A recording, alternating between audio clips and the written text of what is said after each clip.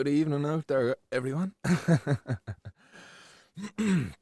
always feel good after I get that intro right. I don't know if you notice, but like, there's sometimes when I hit that song that plays, sometimes I don't hit it and I forget it, or other times I just completely mistime it. But I felt like I got that one perfect.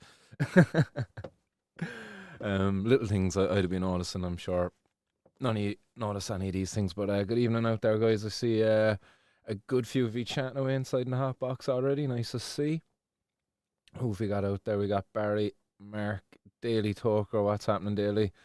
Um, Friendly growers out there as well. Good evening. We have Bobby in the audience. Patrick is out there. Parker, what's happening? Warp Addict. Nice to see you all out there. And I think we got Gary as well up there, did we? Yeah. Nice to see you all out there anyway, guys and girls. Good evening to you all. And good afternoon to others. What's it over with you now, Bobby? Is it like 20 past 5? You still like, you're an hour ahead of us now, isn't it? An hour more ahead of us because we went back an hour the other night, didn't we? Yeah, we went back an hour. It was kind of getting confused because last week it was 4:20 at this time for you, but now this week because yeah, yeah, because of that daylight savings time, we'll catch back up with you again though. Yes. But yeah, we do have a decent bit of a lineup there for you this evening. We'll hopefully get through it before we hit midnight anyway. But before we get into any of that there, I think it's 4:22 there again in all of those lovely places. Cancun, Mexico, that's one of those places where it's 4:22 right now. So it's 4:22, guys, you know what to do. Tool of freedom, tool of civil disobedience, or torch of freedom. Let's hit it.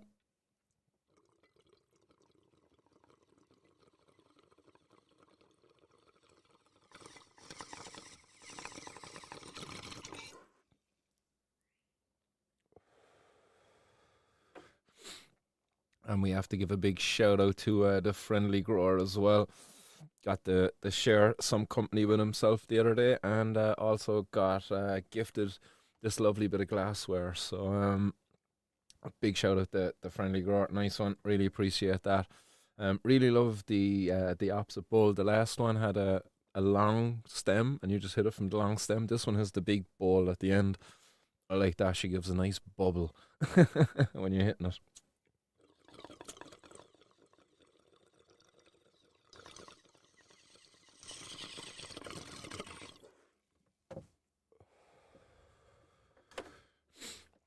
And that extra down stem as well. This was the piece I broke on my other bong, but getting that extra long one there the other day inside in the funky skunk in the city made a hell of a difference to it as well.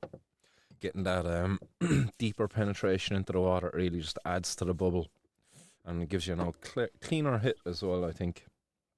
When I was using the shorter one, it wasn't getting through the water as much, and it was almost like having hit off of a pipe almost. You weren't really getting that I would just say from a bong. Like there's definitely like an improvement there with the hit from a bong anyway compared to a pipe. That's for sure. um, right. Let's see what's been said there by yourselves. All you beautiful people out there in the hot box. Daly, anybody able to hook Daly up with an old lighter out there, guys? I went for a walk there the other day and I was absolutely gutted. Just as I arrived down into the glen, I went to take out my lighter and then I realised that my lighter had somehow gotten covered in tea. So somebody must have spilt tea earlier that morning, and the lighter was absolutely covered in tea. And it was one of those like electric clipper ones, these little clicky ones. Um, and when I was clicking it, no way would the feckin' thing give a sparking light. Took it out to dry it, and then when I tried to dry it, the thing bloody completely just fell apart on me, and yeah, I had to walk to the nearby shop, pick up the lighter, and then go back down. So it wasn't the worst, but it was just, it was inconvenient. Miles Chronic, nice to see you in the half box. I see you catching up there a bit later on the last show as well. Nice one for the comment, and appreciate everybody's likes, shares, comments as well. It's great to see the shows being watched by so many people still, you know. And I'm amazed that the number actually is beyond zero, you know. But all of the recent shows, yeah, definitely got over a couple of hundred views on all of them. So appreciate the support out there, guys and girls. She's so self conscious about that these days, isn't it? You saying guys. You have to say the girls. Don't think we've any snowflakes out there in the audience, though, do we?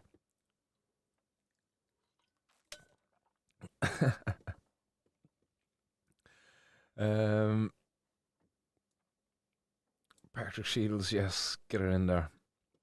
I'd like to see lots of love for and appreciation for everybody in the hot box. Right, so let's get cracking. So on the 420 news, we got a little bit of civil disobedience out of the way.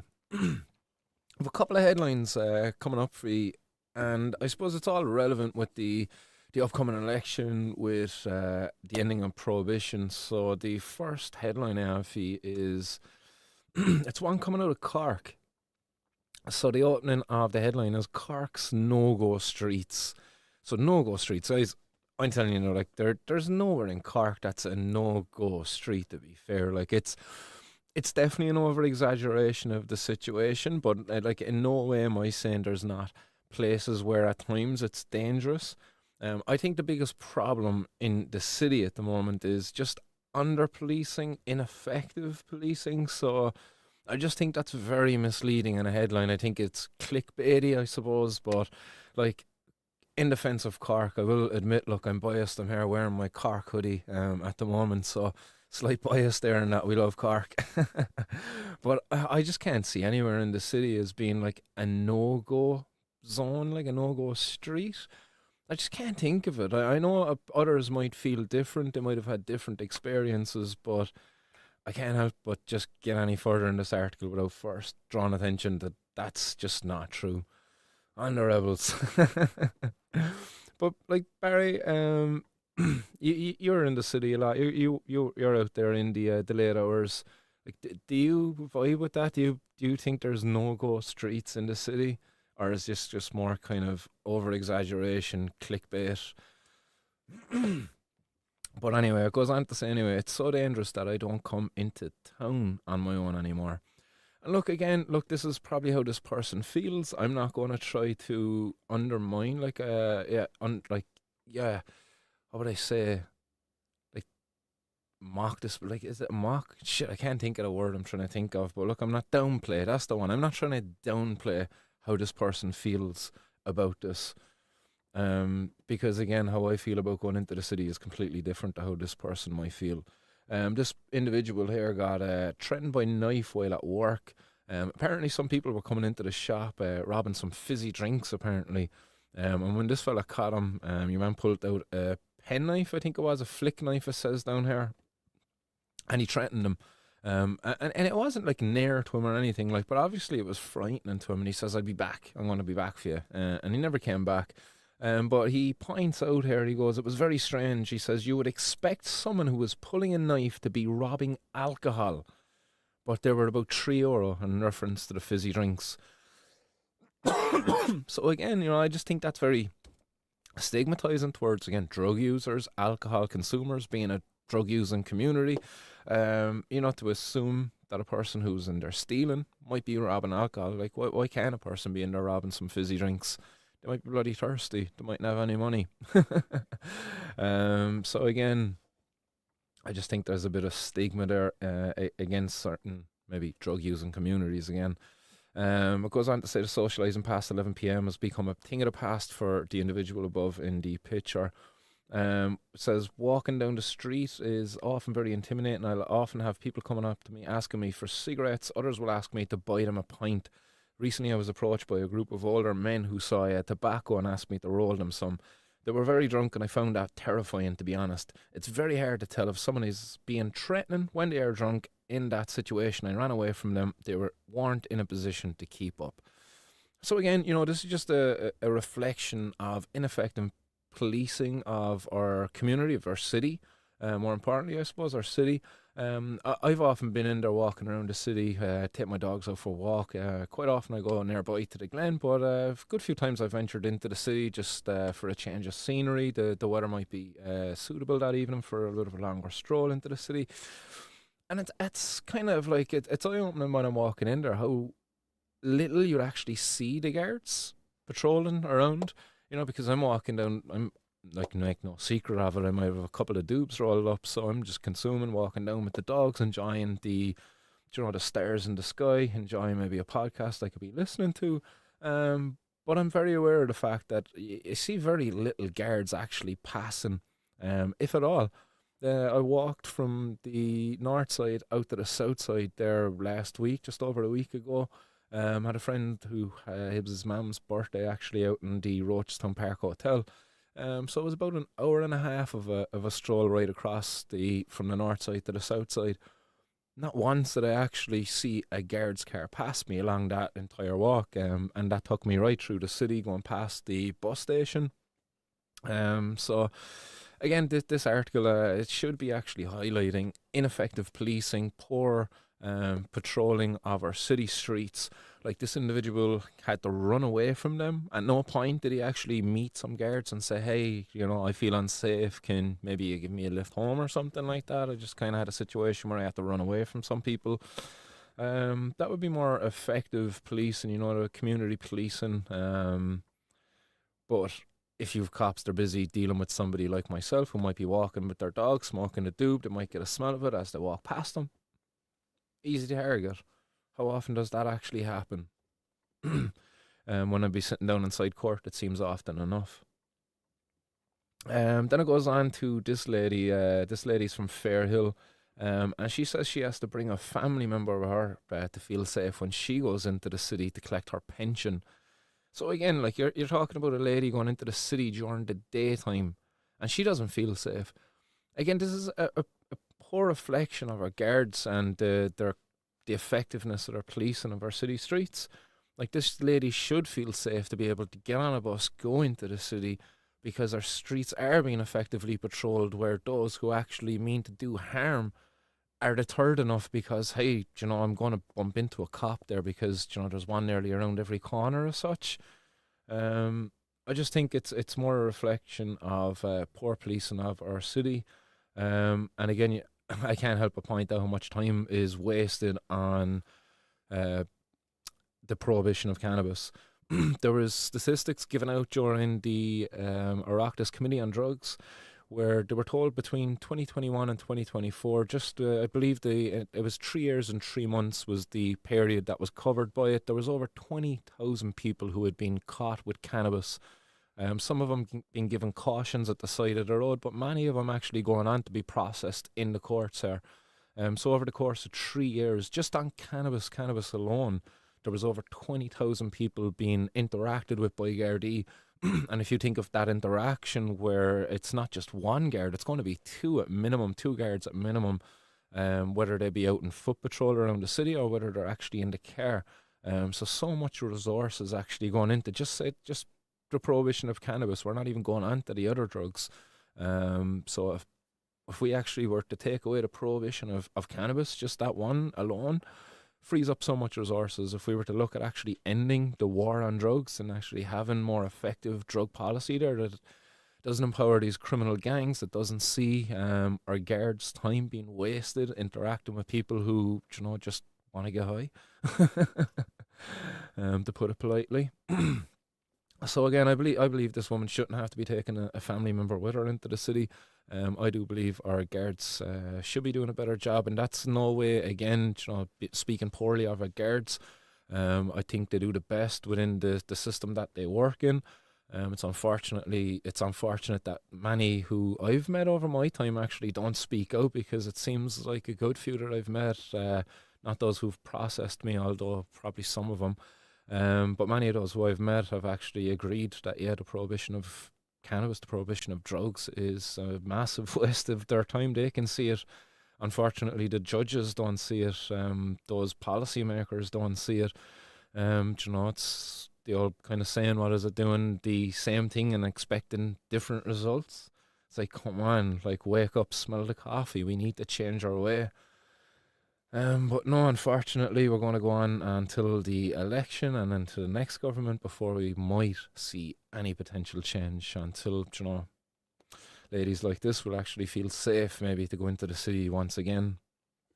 But she says she often feels unsafe due to unsavory characters in close proximity as she makes her weekly trip to collect her pension. There were three of them inside last time. Many are on drugs. It's so dangerous that I don't come into town on my own anymore. My son comes with me whenever I need to go. He is like my bodyguard.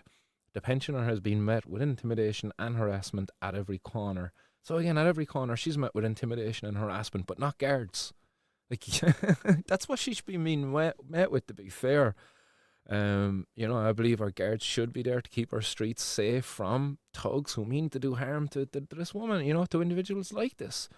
What threat do I pose no threat to her, but yet if I'm walking down the street and I'm enjoying my cannabis, I'm enjoying, might be a blue sky or a bloody dark starfilled sky, I'm no threat to this lady. But yet the guards would waste their time on me and not actually on the thugs who would mean harm to this lady. But look, I'm preaching to the choir here, obviously. She goes on to say there was one man outside Dunn Stores causing a lot of trouble. People sometimes stop me asking for money, but I just keep walking. I only come into town during the day.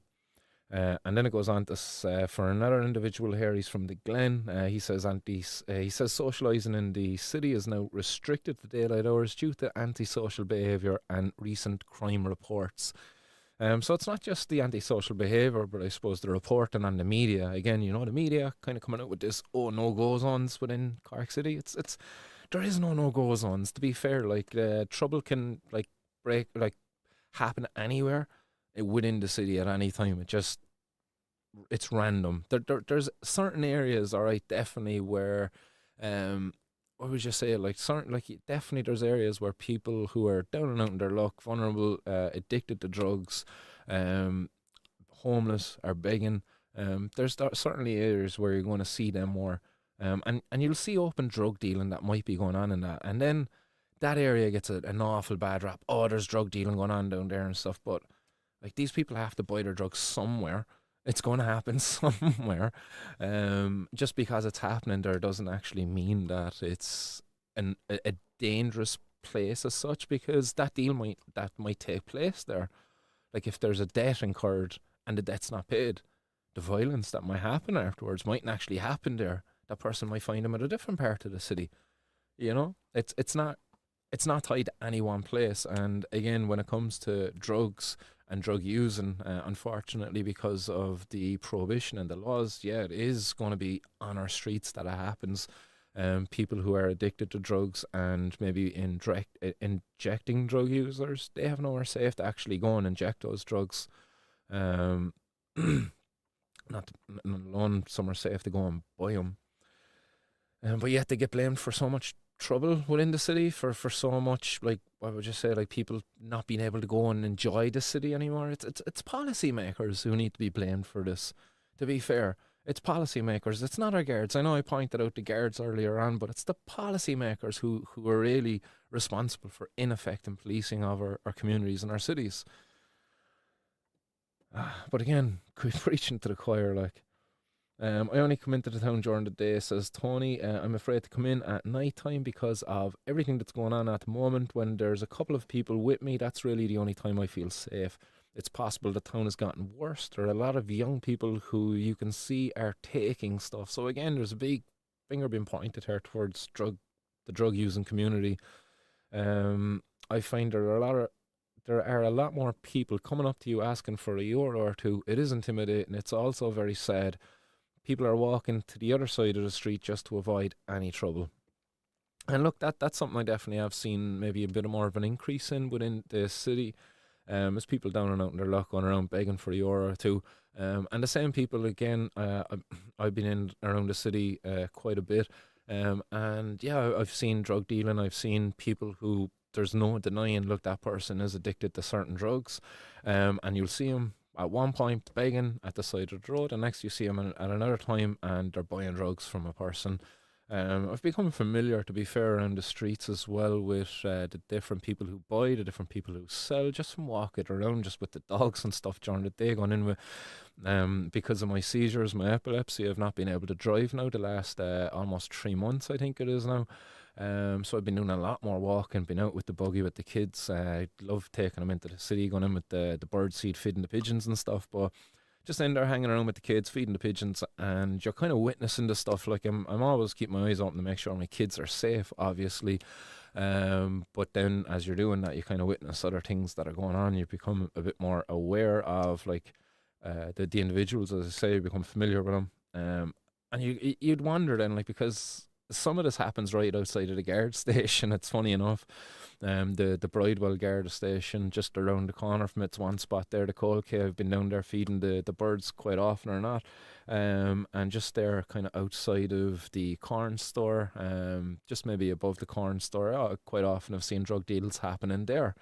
That's one part of the city, but it's not confined to there. I see it happening everywhere in the city, to be fair. But anyway, there's another individual here, Pat Quinn from Mayfield. He refuses to let crime and antisocial behaviour dampen his experiences of Cork, and good man, Pat. He says he's seen shoplifting. Yeah, sec. Now we dampen the whistle. What? Pat, Pat has seen shoplifting disagreements on the street that have revolved around drugs.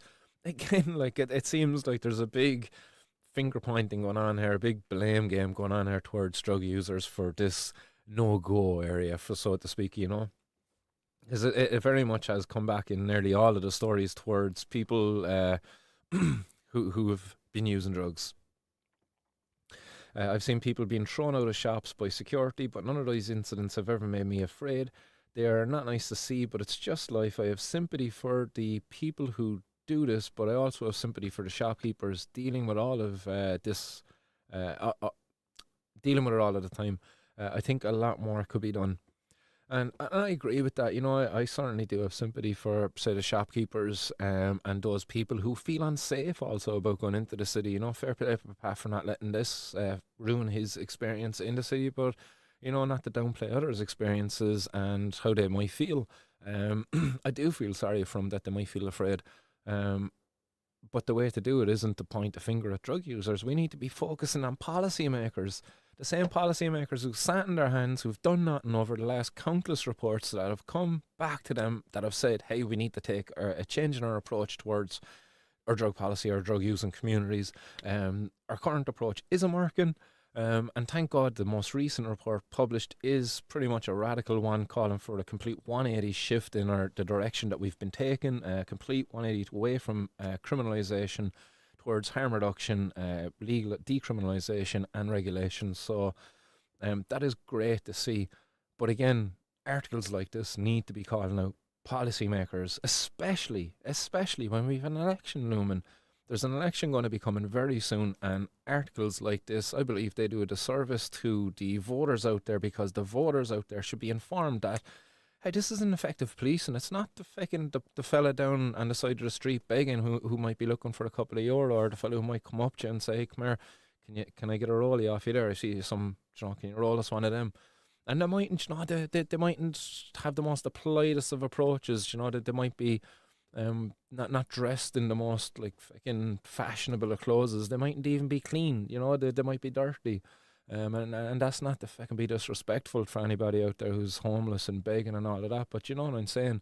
Person comes up to you and says, hey, come here, make me a rollie. I can understand how a person might be afraid by by that approach, especially if maybe there's one or two of them there, three of them when they're drunk.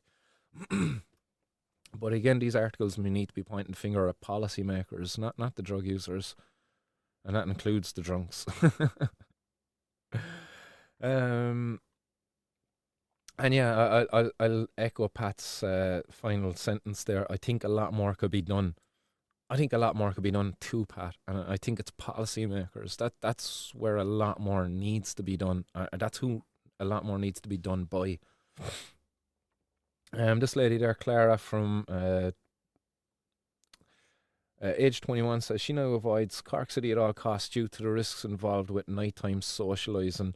It's too dangerous, she says. We all drink up in our local here in Ballyvolane because we can't come in anymore. And that's funny that she says that actually, because that local in Ballyvolane, there's only one of them up here. That got like petrol bombed there a couple of months ago by one of the lads from the local halting site, one of the travellers. It's gas, you know. She says she's afraid to go into the city, but the local she was drinking at gets petrol bombed anyway. There's been a couple of other incidents up there at that place too, but it's just funny, you know. There is always a lot of shouting and intimidation. You can't go over to people anymore and speak to them because you don't know what they have on them. It's not safe anymore. She says her boyfriend's from Dungarvan and we're able to walk home at night there, which we can't do here.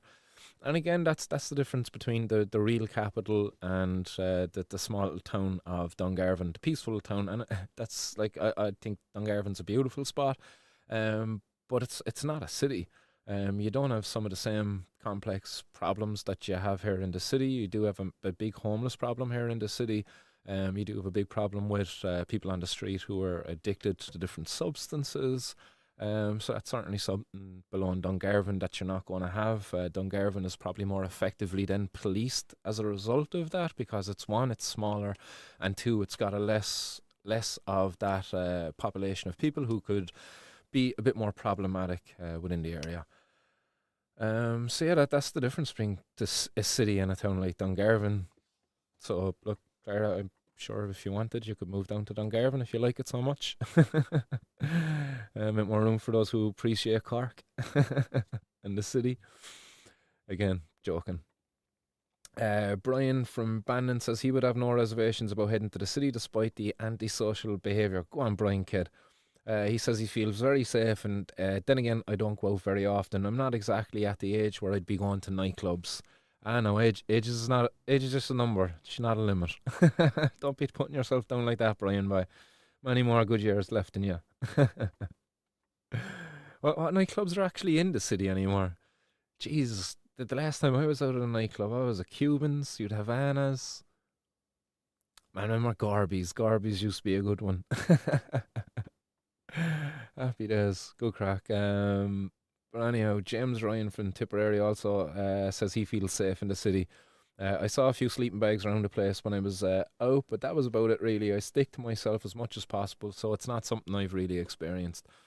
So we said we get in those final two comments there by those individuals who have not let some of the reports, but in the media, the misleading, over exaggerated headlines within some of these media articles, um, dampen their experiences of the city. So fair play to them for that. But for the others who, unfortunately, who might have had negative experiences or who feel afraid because of reading some of the others' experiences, again, maybe over exaggerated in the media. Yeah, hopefully, maybe in the future we can actually have more effective policing and safer streets.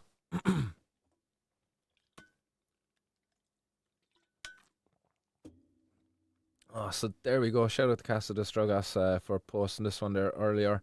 It was himself who brought this one to my attention. Boom, let's pop back there and let's see what all you beautiful people are saying over there in the hot box. Oh, I see Green Tea is after joining us this evening. What's happening, Green Tea? Friendly Growers asking what strains their folks having tonight. Friendly is enjoying some blackberry haze. I've got the chocolate tangy here myself, Friendly, and we've got some amazing hash to go with it. This was the smaller ball of the hash there that I was telling yourself to open and smell yesterday when you were up at me. I couldn't resist. I had to break into it. She's lovely. Lovely and soft. It's got a really soft feel to it. Really sticky then when you kind of squeeze in and pull off little bits. And she's got a combination of plants in there then as well. Some quicks, some sour Maui cheese. And what else was there? Was there some chocolate tangy as well actually in there?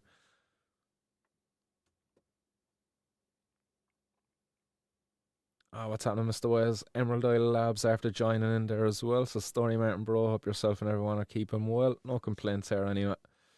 Enjoying this fine evening. Miles Chronic is asking, is anyone out there looking for the funky fungus recently? I've certainly been keeping my head down as I've been out walking anyway, but I've not gone out purposefully on the mushroom hunt at all. There's a few spots nearby, but as I said, I've been 3 months without the wheels there now. My buddy there, who I was hoping to get out actually and do a little bit of exploring, hunting with. Unfortunately, fecking his car aquaplaned on him there a couple, 2, 3 weeks ago now. Had a bit of a car accident, so he's not exactly roadworthy either. So hopefully we might get out there before the big freeze comes and takes them all away from us. But yeah, how's everybody's hunt going? If people are out there hunting, I seen another one of the lads there in the hot box actually had an amazing result. Think Barry might actually have a gift for me, maybe, hopefully. Did a parcel get left with yourself for me to pick up at all, Barry? You see you down the Glen later. We go on a long walk tonight. B Moon was on the rotten apples at the mint. Oh, nice.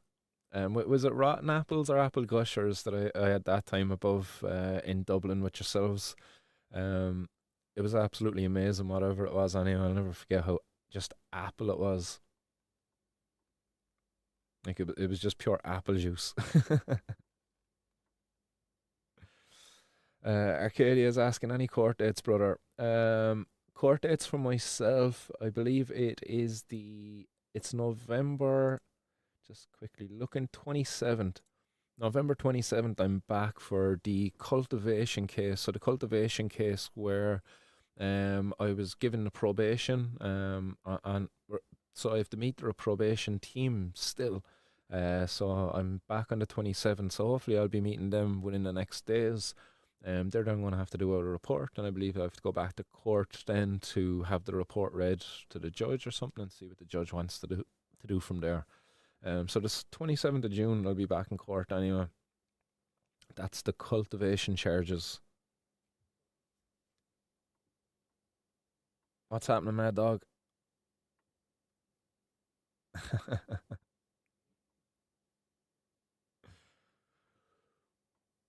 Kim says, did you ever hear anything back on the lab results, man? No, actually, I actually talked to the solicitor on that one, and I've not heard anything back. I'll be meeting that solicitor there now, hopefully soon. So I will inquire about it. Might even fire him another email there in the morning just to kind of get him to follow up on it, just in case maybe they were hoping that I would go away and stop annoying him. uh, in fairness to the solicitor, I have Frankie Buttermore's daughter.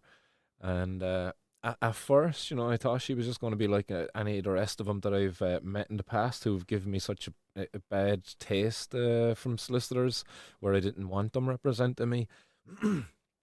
Her initial approach was, I just go guilty, take a fine, and be grand. You mightn't even get a conviction. I was just kind of like, hell no, I'm not going guilty. I'm not just going to say take a fine.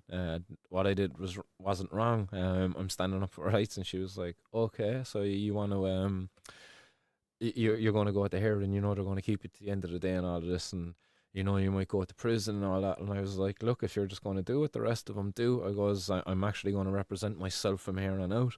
I goes, or you can actually go in there and represent me like I'd like to be represented because I don't feel like what I've done is wrong and my rights have been violated, and that's my position on this, and I won't be changing. And she said, all right. And she listened. In fairness, she listened, and she thought me serious, and she worked with me. Hence me having a bloody 2 hour case, me being in the box, being able to say what I had to say for, geez, 20 minutes, half an hour. Yeah, it was a good result. So, yeah, she's changed my opinions certainly on solicitors. B Moon says, "What up, my G's? Yeah, GT, she is decent, but not really a keeper. More piney and not as dank as the AG, the Apple Gushers, but a heavier hitter all the same." Yeah, I'd say it was the Apple Gushers, alright, that I had that time.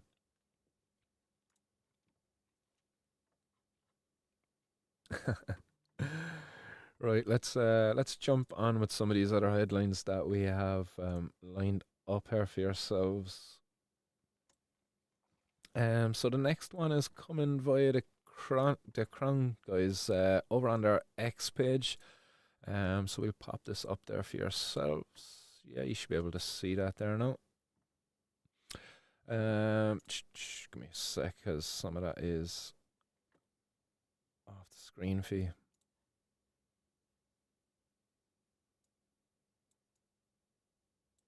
There you go. Fine Gael councillor says legalising cannabis is not a good idea. She says she has concerns after witnessing a drug deal in her own local town. Um, Again, what I believe is going on here, there's a lot of misinformation going on by this lady, Brideen Smith, or Murphy, sorry, Murphy, Brideen Murphy. So she's a local councillor above in New Ross. There's a clip here on. Click into this. There's a clip here, 40 seconds long. But the article along with the clip says a New Ross councillor has shared her deep concerns over visible drug use and drug dealing in Wexford. Fine Gael's Brideen Murphy said she personally witnesses a drug deal on Wexford Main Street. It comes as 59 recommendations were made by the Oireachtas Committee on Drug Use, where it's calling for drugs like cannabis to be legalised in specific circumstances. Members also want government to introduce cannabis clubs, and Brideen Murphy is against this, citing experience she witnessed in America. So again, this lady is a Fine Gael councillor above there in Wexford, and she is deeply concerned about this. And listen to what she has to say here. I was in the States over the summer on work. I have to be honest, I was in San Francisco, Alan, and I mean, I have seen many, many drugs in my lifetime in terms of the job that I do. I was left speechless to see the effects of fentanyl on the streets in San Francisco. To see young people, and they use it, they call it the zombie apocalypse, and it really is the best description of it. And I spoke with a police officer. There was a young man after overdosing, and he was calling for Narcan on his radio. You know, when everything was finished, I just spoke to him and I said, look, I'm a social worker, I'm very interested in this whole area. And he said, they should never have legalised drugs in America because drug dealers don't go away, and they introduce more potent and So did you just catch that piece? Okay, I might just rewind it. Okay, just what she said there, that they shouldn't have legalised drugs in America. Like that sentence, that's misinformation. She's just straight up lying. They did not legalise drugs in America. America is 52 states, I believe, last time I checked. And many of those states do not have legal access to drugs. You know, if anything, there's a nice chunk of them have thankfully ended cannabis prohibition. A good couple of them, I believe, have decriminalised possession of personal amounts of drugs. Not all of them, I believe, a handful maybe at most. But again, America has not legalised drugs, so listen to the misinformation by this lady, and keep in mind she's probably going to be running in the next election above there in New Ross. So anybody above there, Wexford, New Ross, be ready to give this lady an old grilling on the legalising of drugs in America. Spoke to him and I said, look, I'm a social worker, I'm very interested in this whole area. And he said they should never have legalised drugs in America because drug dealers don't go away, and they introduce more potent and cheaper drugs, and that is what has happened on our streets. And that has stuck with me. That's why I say we have to proceed with caution. Okay. I was in the States. So proceed with caution. But like, she's quite happy to continue what we're doing at the moment. And she says like, oh, I'm a social worker, I'm very interested, you know, in this area. And she's deeply concerned, as she states as well earlier. But if she was really deeply concerned, if she was very interested in this area, like, we would have engaged with this lady at some point in time as campaigners over the last number of years. She has no more interest. She's only there just to kind of just say her piece, get her photo up there, look at her smile up there in her photo to say her piece. But this is the same lady that is saying this, all right? This is what she is up for as well. This is another piece that she was up for there earlier in October, defending 9 million being spent by the government on phone pouches.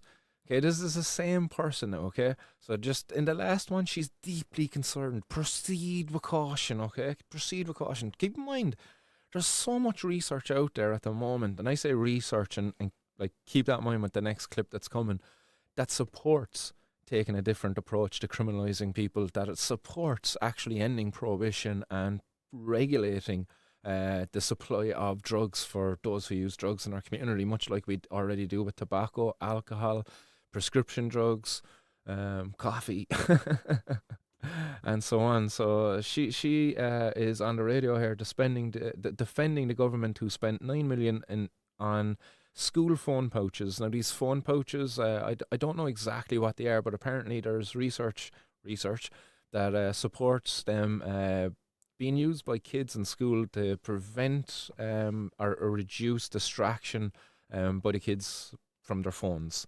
So I think that's what it is. But I'll play the clip again. It's only about 40 seconds here, this clip.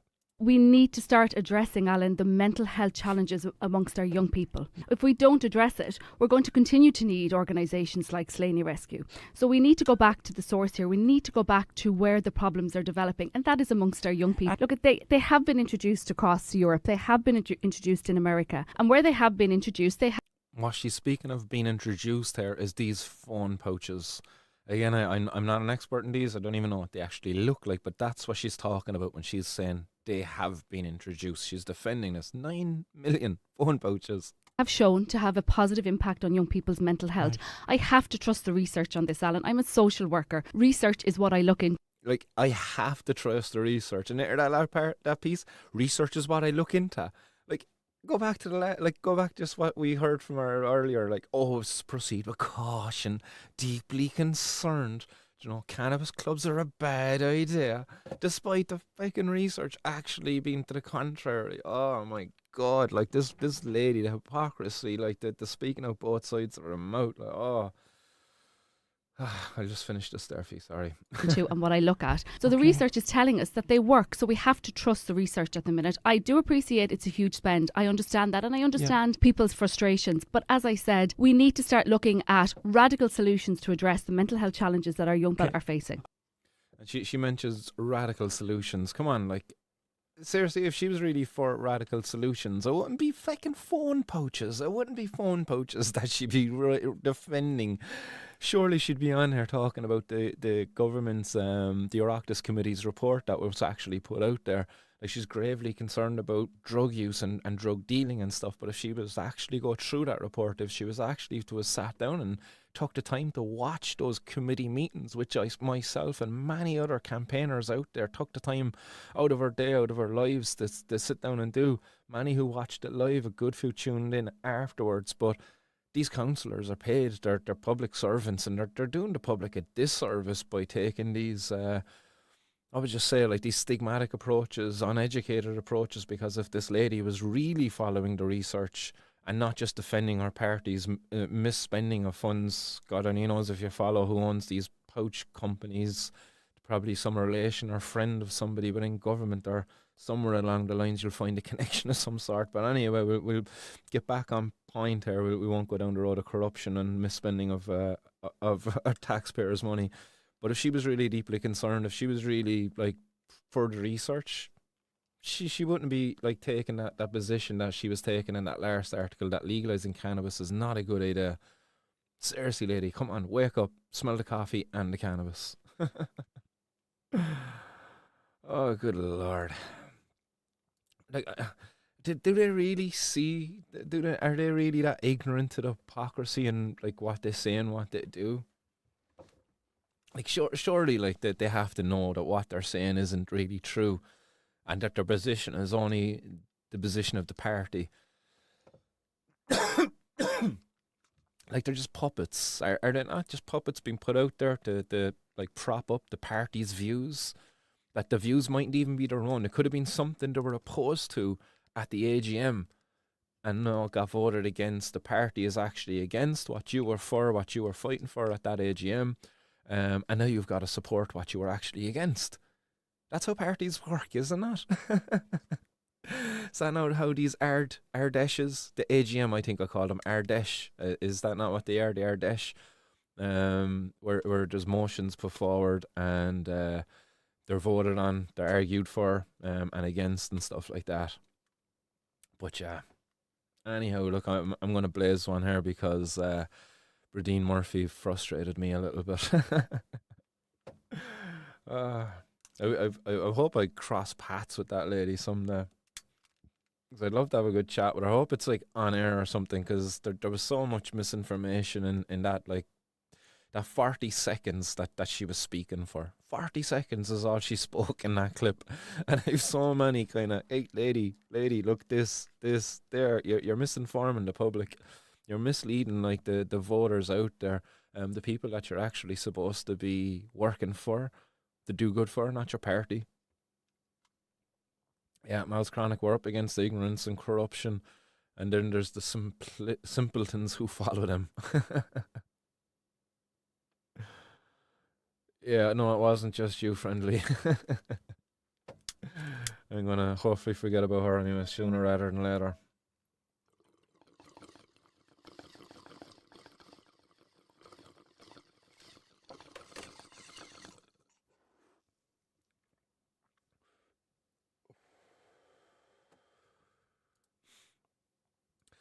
Hotbox is nice and active. This good to see you there this evening.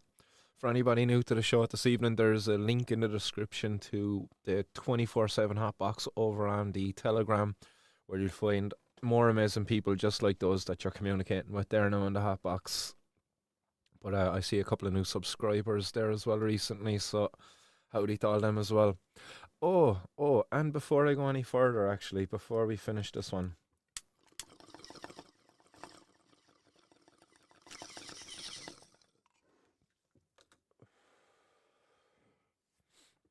I had a big special shout out to somebody out there lined up. We should have started the show with this one, but any excuse to pack a bowl and blaze another one. But there is somebody out there in the hotbox. I don't know if they're with us live now, but they're always over there on the Telegram. A very special person who does share some absolutely amazing photos of her baked bread. So while some of us are getting baked in the morning, drinking our coffees, Ma is getting baked and doing baking. So a big shout out to Ma Baker. Very appropriate name, as it's her birthday today. So Ma, this one is for you, and I hope the rest of you all enjoy this too. Found this earlier. I wanna wish you a happy birthday. I wanna help you celebrate. I wanna wish you lots of presents. I wanna help Put a bit of hash you into eat this. your cake. If you party in the island way, you'll be jamming all night till the light of day. Your birthday is your day to shine. Another year and you'll be looking fine. So have no worries, don't you hesitate.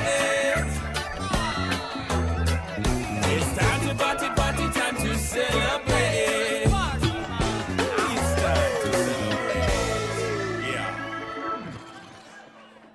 So there you go, Matt. Happy birthday.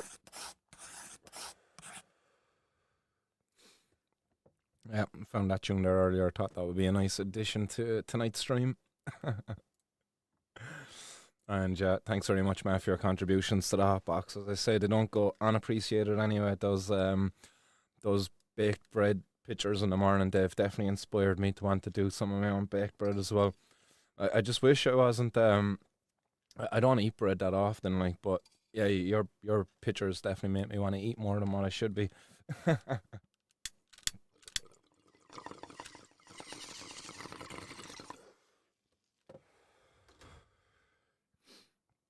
Oh, we threw a little bit of hash into that ball there, and you get some extra hits out of that.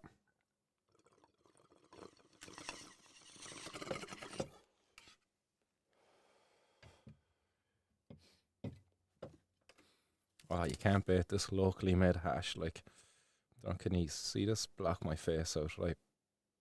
Like, see how squishy this is? Like, it's just so soft. This has been made right here in Cork. Like, shout out to the amazing growers out there in Cork, the amazing hash makers. Your work doesn't go underappreciated either.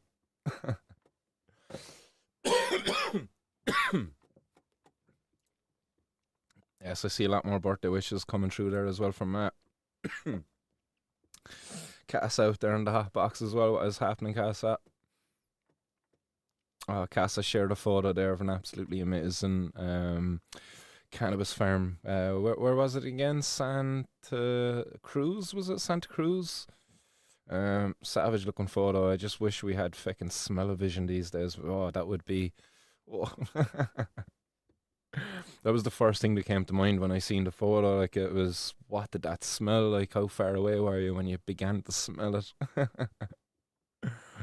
Hopefully, I get to experience something like that in the near future. Not missing anybody shouting in the buckets out there. What is happening? Lee is in the hot box. There we go. I think we've got all the extra joiners there. So let's shoot on. So we were at the Crown Guys page. So we had a hit off of Bridine the Counsellor. Next, we want to go back to X. Because as I was mentioning there earlier, there was a report published there recently by the Oireachtas Committee discussing like drug use, drug policy in Ireland. There was a number of weeks where they were sitting down, having their meetings and what have you, but the report has come out now, and still today, there is no comment after being made by the now Minister of Drugs, Colin Burke. So we're going to pop back over to his page, and just over the last couple of days, and credit where credit's due, he follows me. Go on, Colin. Credit where credit's due. And in fairness, he did take time to actually allow me to come down, meet with him in his office, have a discussion. We must have chatted for about maybe 15, 20 minutes. I felt like he just wanted to speak to me and not actually let me speak to him. He did let me speak, but it didn't seem like he was listening to what I had to say, and he just wanted to tell me about like facts, statistics, data. We did this and we invested that here, and there's this many people at this place, and I was like, no, Colm, you're not actually hearing me. Like, your policies aren't working. Like, they're actually doing more harm than good. I was like, I'm not trying to dismiss what you've done in those places, because he was involved in health. He's a well liked guy on the north side apparently. Not maybe with young people, but certainly I believe he was like really like far exceeded the quota on the last vote when he ran. So he's a well liked guy in the north side. That's all I can say. He's done a lot apparently in health over the years, but when it comes to drugs, when I met with him, it was clear to see he hadn't a clue. He hadn't an iota of what to say when it came to the different drugs I was trying to talk to him about the different the downsides to policy. He hadn't a clue. So it's no surprise he hasn't made a comment at all on the recent Oireachtas Committee's report that was published, which called for a decriminalisation of all drugs, for a regulation of cannabis, for a repeal of the Misuse of Drugs Act 97, it's the Section 3, personal possession of drugs, and nothing from him. Nothing, he's reposted the HSE on drugs thing there on the 25th. He's reposted stuff there by this guy Bernard Gloucester. And he's put up a post there about himself being out canvassing, because as I said, there's going to be an election, most likely called in the coming days. And he's out doing a bit of canvassing on the north side of the city. In this one, he's out around the Blarney Tower area. So there he is, getting his face out there, his supporters out behind him. No shortage of money for these guys. Plenty of flyers out there to litter our streets, to litter your letterboxes. This guy's, as I said, he doesn't actually want to listen to what you have to say. He'll make you feel nice about saying it. Like, he'll smile at you, and he's not listening though. And when he responds to it, that's when you can tell he's not listening. When you're speaking to him, it seems like he's listening. Like I was thinking in the office that day, geez, as I was speaking to him, this is a great opportunity now, and then he started speaking back to me. I was like, did you just not hear what I had to say? And he didn't. So he plays the game well. for his party, but not for the people. So again, as I said, this report came out there just over a week ago, and nothing from he get his photos taken. That's a bit. He'll make a few reposts. As I said, get his photos taken. He's doing a bit of canvassing, as I said, up around the north side. Here he is at a school up in the north side, out in St. Aloysius, in around mental health and stuff like that. But again, if he really cared about mental health, he would actually listen to me that day down in the office, because one of the things I mentioned to him is how our current drug policy preys upon people who have mental health problems. That was the central point I was kind of point out to him. Hey, you got people who are addicted to drugs. That's a mental health problem, and our current drug policy preys on those individuals. And not preys on them in just one way, and in our guards coming and catching them, but it preys on them in two ways. Where if the guards don't catch them, drug dealers are going to get them, unfortunately. And that's what you see on the city streets. That's kind of what we were starting to show on earlier.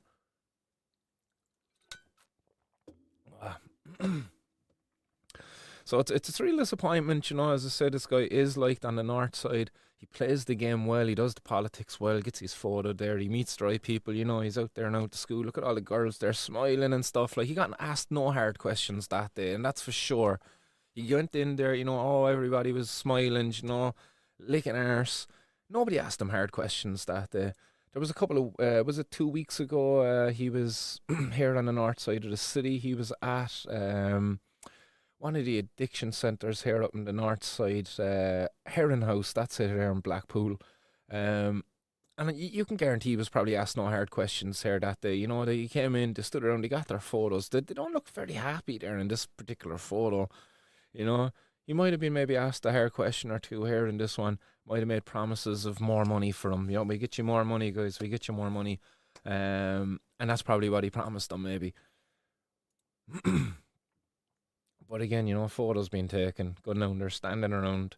The likes of myself or any particular people who might be asking him hard questions, we're certainly not going to be allowed an opportunity to get in there and ask him that. But it's a real pity, it's a real pity that he isn't more invested actually in his position as Minister for Drug Policy in Ireland, and take some time to read that report and make a comment on it. It's been over a week now. There's no excuse for not putting something out there at this stage. Instead, he's canvassing. You can see that clearly by his posts here up in X anyway. And that's a real shame, his term in government hasn't ended, but it seems like his work for the people has, and now he's working for himself. Because that's exactly what he's doing here. That's what he's doing here in that photo there, or in that video there. He's not working for the people. He's out there working for himself, working for his party to try to make sure he stays in a job, and that's it. He's not going to do anything hard between now and then that should be being done. He should be in there in government. He should be working on the drug policy, especially now that we had that very, very strong report by the Oireachtas Committee calling for a complete 180 shift in our drug policy. He should be in there working on that, looking at that. But instead, look what he's doing. What's he actually saying there? Just curious what he actually has to say. Colombian TD here in Tower. I'm covering the Tower, Kerry Pike and Blarney area today. The priority for this area is the building of new primary care centre in Blarney, the provision of a preschool and a creche in the Kerry Pike area with the growth and the number of new houses being built in the area. These are priorities. I'm asking you for your number one vote in the forthcoming general election. So what was that, 25 seconds? He struggled to say what he had to say there, to remember the things he was supporting, because no doubt somebody told him, yeah, these are important in these areas. Above there in Kerry Pike, they need a creche to be put in there. So make sure you're supporting that now, Colin, when you're out there canvassing this particular area. And Colin, when you go up to the next area, this is important in their area, and you promise them that, yeah? And then when he gets elected, he's actually forgets all about that. He might actually support one thing and completely forget about all the rest of the things, because those people actually, I just got what I wanted. I'm in here now. I'm working for the party. Because how often has that happened? How often have they promised, X amount of houses, such improvements within our health system and what have you, but what have you actually seen over them? Over the years, how many times have these guys been in power within government, Fine Gael, Fianna Fáil? I think the mess that we've seen, the recession, And he mentioned there like how different my life could have been if they didn't put that recruitment embargo in all those years ago. It's mad to think. Mad to think. But yeah, there they are, election Ireland. While they're still in government, should be working for the people, but instead working for themselves. So yeah, that's a sad situation that we have here in Ireland. His father fixed the road. That's 100% the type of politics that goes on around people like himself. He's at it a long time. Colin Burke. Like I wonder when he actually first got into politics. Like I just quickly have a quick look at this, because I'd imagine you'll get this up on the Wikipedia. Like, just quickly, Colin Burke. There he goes. Fine Gael. Wikipedia, there we go. Colin Burke, born 1957. Here, we'll pop this up for you there on screen so you can read this along with me. And this is no way picking on Colin Burke. As I said, credit where credit's due. This guy follows me. An Irish Fine Gael politician's been Teachta Dála for the Cork North Central since the 2020 election, has served as Minister for State Department of Health since 2024, served as a Senator for the Industrial and Commercial Panel from 2011 to 2020, Member of European Parliament for the South Constituency 2007-2009, Mayor of Cork 2003 and 2004, Member of the European Parliament between 2007 and 2009, as we mentioned above. So yeah, it seems like his earliest date in office that goes back to 2003. He's at this now over 21 years. It's 2024 now. He's at this since 2003. So he's at this over 21 years now. And look at the state of the country. Lad, come on, step back. Like, let somebody else have a go. To be fair, as I said, he could barely put out a 25-second video and keep his crap together. Like, I'd say there was somebody in front of him with big, massive bloody teleprompters. How long until he goes down the same road as Joe Biden and starts falling apart? Like, and again, not picking on anybody of any age, like, but he's almost gone on to his 70s. Like, how far removed is he from like the current generations out there? Like, I'm not young myself. I'm closer to 40 than I am to 30. So I'll put it that way. I don't feel young anyway. But he's so far removed from this generation. He couldn't even sit down and actually listen to me and have an engaging conversation with me that day inside in his office. So, lad, step down. Let somebody else get in there. Get your party out of there. He is at that a long time. Friendly says, I can't see how a lad has not done a tap in his appointed area and can get re-elected to the same job to do even less. This is what makes sense to people. He will get elected. Yeah, I don't understand it either, Friendly, honest to God. As Barry says there, his father fixed the road. Do you know, there's a bit of that. Unfortunately, there's a bit of that within my own family. I had a conversation there going back a good couple of years ago now with my uncle. It was up my nan's, and I don't know how the conversation even kind of came up. They were talking about voting or something like that. And I goes, he got asked about who he voted for, and it was like, oh, Fine Gael. He'd vote for Burke. That's who it was. He'd vote for Burke. He'll vote for Fine Gael all the time. Whoever runs for Fine Gael, that's who he's voting for, number one. And I goes, why? And he goes, for such and such. They helped out there, the family, in this point, and they done this, and that's it. Do you know, it was that pure mentality. His father fixed the road.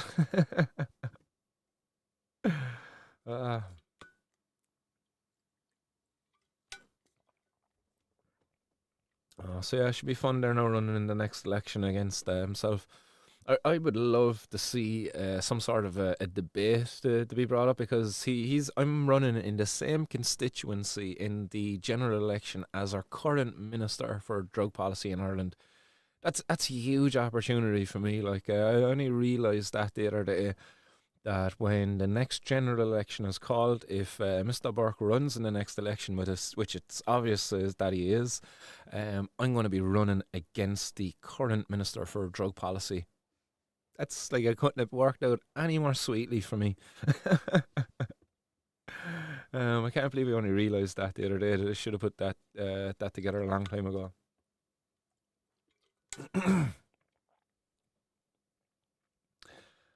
Mark Annie says, "Have you ever heard of falling upwards friendly?" I know a few people are right. If they fell out a window, they'd fall up. Lucky feckers. So yeah, there we go. Look, that's some of the local politicians anyway we have here. Just had to point out that about our minister for responsibility for drug policy. He's still in his position. They're still in government. But they're not doing a tap and getting paid for it. And meanwhile, like, this is what's coming. This is what's coming. You know, I'm laughing here and kind of making a joke of it, but it's truly it's not a laughing matter. It really isn't. Like, when you think about it, our justice system is falling apart. Our courts are like backlogged with work, and a lot of that work is relating to drug use, to drug dealing. A lot of that can be avoided, prevented, eliminated even, if we had proper drug policies in place. But not just our courts. We could be saving lives out there, and it's certainly needed because there's certain members of the illicit drug using community out there who are at much higher risk because of prohibition than others. People out there buying cannabis, it might be fucking annoying, inconvenient. You know, if you get some low quality cannabis, if you get some, you know, a shitty bag of weed, get it left a gram or something short. But for others, it's a life or death when it comes to the drug of choice, especially injecting drug users.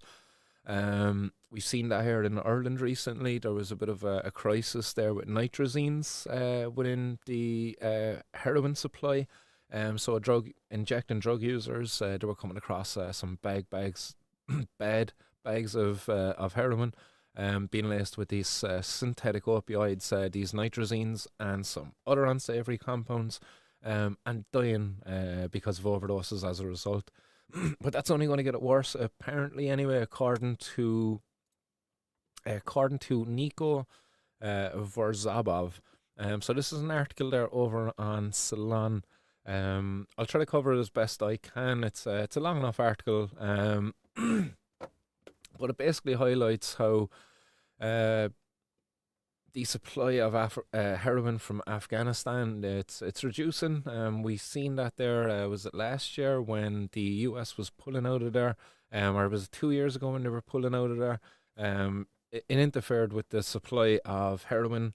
I believe the heroin started coming from somewhere else. Was it like Pakistan or somewhere? Took over, I believe it was Pakistan. Started supplying most of the heroin to Europe after the Taliban took over when the US stepped out. I think that was even in 2020, was it now? Jeez, my dates are all over the place. But yeah, we kind of seen this in the past already, but apparently we're going to see a worse wave of synthetic opioids now because of a further reduction of the supply of heroin from Afghanistan. So the article goes on to say that though nothing is guaranteed, an overdose crisis could be looming in Europe thanks to changes in the drug supply. It says for anyone living in America, the nightmarish shift in a contaminated drug supply is all too familiar. And look, in Europe, we've heard about it, we've seen it and experienced it already. But I don't think we've seen what they've seen in the US, which is the crisis caused by fentanyl. I've not seen or really heard of that being reported in Europe as of yet. Not to say that it isn't present here. I've just not seen it really being reported on. I've heard more about nitrazines here in Ireland and Europe, and fentanyl. Touch wood, fucking. Hopefully, it doesn't become, or hasn't already become a problem here. But yeah, they're talking here about in the United States being gripped by an increasingly deadly overdose crisis, largely driven by the opioid fentanyl that has killed more than 1 million people since the 2000s. These deadly trends, experts say, are largely driven by an unstable and unpredictable drug supply made possible by prohibition. Like, thank God at least this fucking journalist is pointing to prohibition being the problem. Not the drug dealers, not the drug producers. It's prohibition.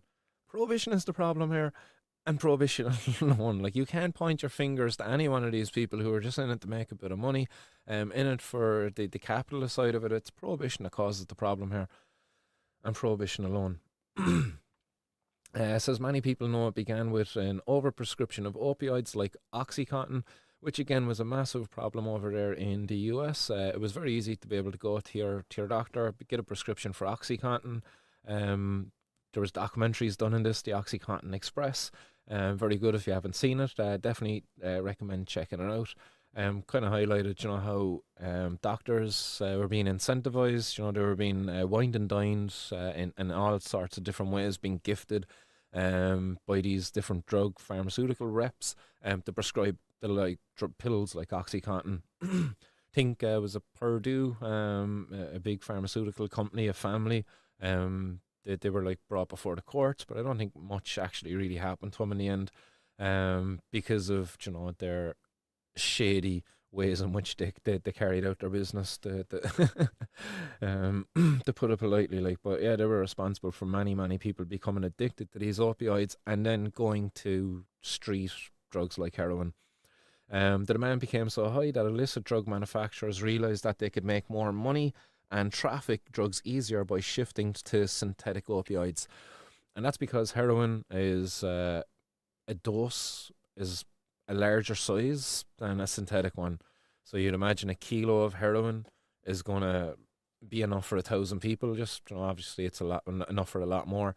Whereas a kilo of synthetic opioids is enough for 10,000 people, even 100,000 people, or in some cases, 1,000,000 people. That's how much more powerful these synthetic opioids are. So you have a kilo of heroin, 1,000 people, a kilo of synthetic, and then a synthetic opioid like fentanyl, maybe that's probably strong enough for about 1,000,000 people, maybe more, maybe fucking more. Just try to think about that, absolutely insane. And meanwhile, you're a person down and out in your luck, whatever might have happened to you earlier on in life, and next you find yourself addicted, using a certain drug to escape your fucking reality, just because your reality is just so bad, because our health services, just weren't there for you, because the services like Tusla, which, again, don't get me started on fucking Tusla, but they're in for an awful time here in Ireland very soon because of the stuff that's been highlighted there in that missing child case and other cases. But again, there's many people who've been left down by the child services over the years, not just here in Ireland, but in America and the UK and elsewhere in the world. Those people grow up, they turn 18, and then they're left out onto the streets. In certain cases, they're left out onto the streets into the aftercare programs, I think they call them. Those people, they don't probably last long in there because they become, maybe addicted to drugs. They find drugs, they're able to use them to escape reality. They might fucking be begging on the streets. They might be stealing. They might be getting caught with drugs. They end up in the court. They get kicked out of maybe the service that they're in, and they end up having to be on the streets. And then they find themselves getting some heroin. They think that's like giving them some peace from all that shit that they're getting away from. Next, all of a sudden, they inject it and they're dead. It kills them. Because it's not heroin. It was some fentanyl, some nitrazine, some other synthetic opioid. Further left down by a broken, corrupted system because of policymakers like your man Colin Burke there, who would rather do nothing than actually do something. And that's exactly what he's doing. He is doing nothing while people die. And more people, apparently, according to this article, are going to die.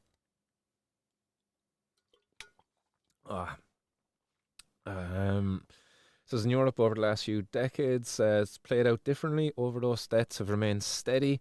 But that's not true. I believe in Ireland we've definitely seen a spike in overdose deaths, especially because of that nitrazine contamination that happened there. That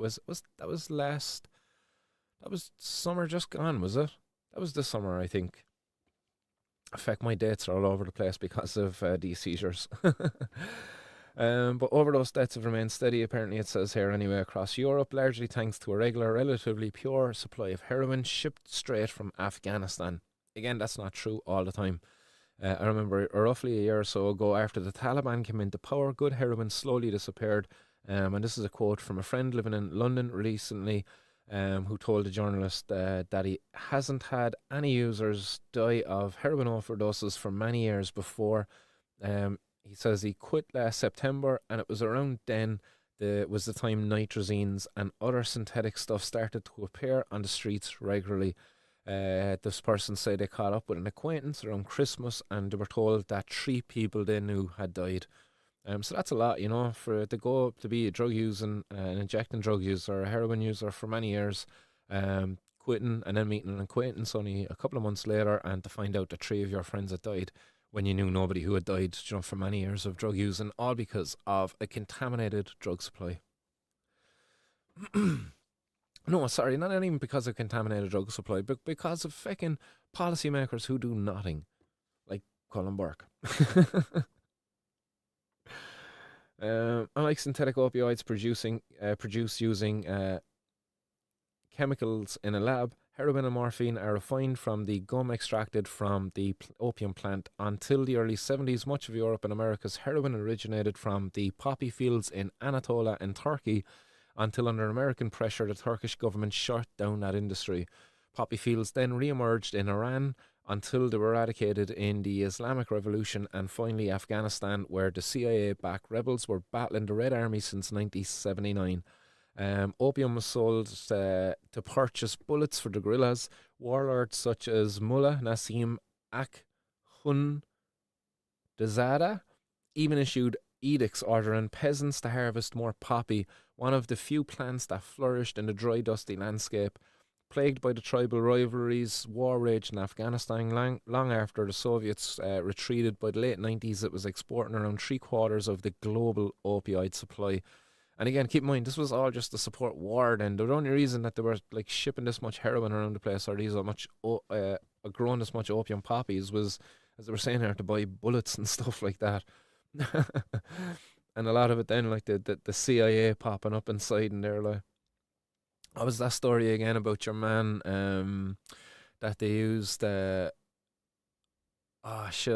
was on with Joe fucking. They were using him to sell coke, wasn't it?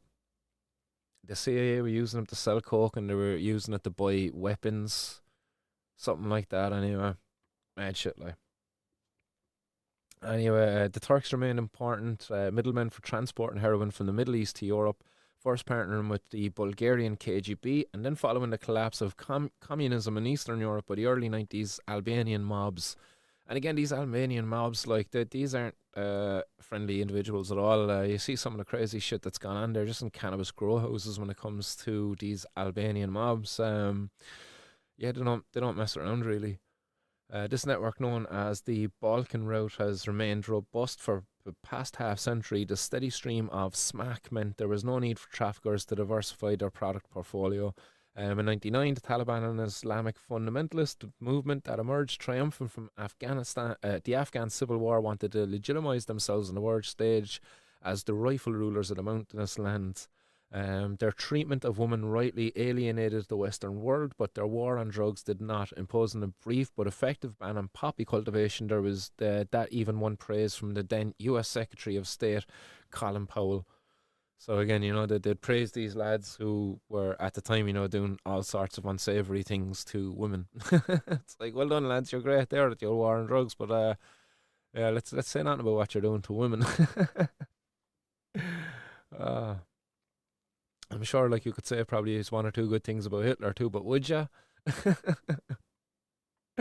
But when it comes to the war on drugs, like, you know, you can't miss an opportunity to get in a little bit of the old propaganda. Alarm bells first sounded in the Baltics. A heroin shortage in Estonia following the first poppy ban was quickly filled by fentanyl labs in St. Petersburg, and by 2012 the tiny nation in the northeastern Europe was suffering one of the worst overdose crises in the world. A massive sweep in 2017 arrested the major players in and the Russian mafia responsible around the Tallinn and Idavaru County near the Russian border, leading to a scarcity of as users switch to speed or fentanyl analogues. Since then, however, fentanyl supply has been restored and almost completely supplanting any remaining heroin demand. Apparently, the heroin market remained stable throughout the rest of Europe as America and its allies invaded Afghanistan in 2001. So there's a whole lot there goes on within the article then.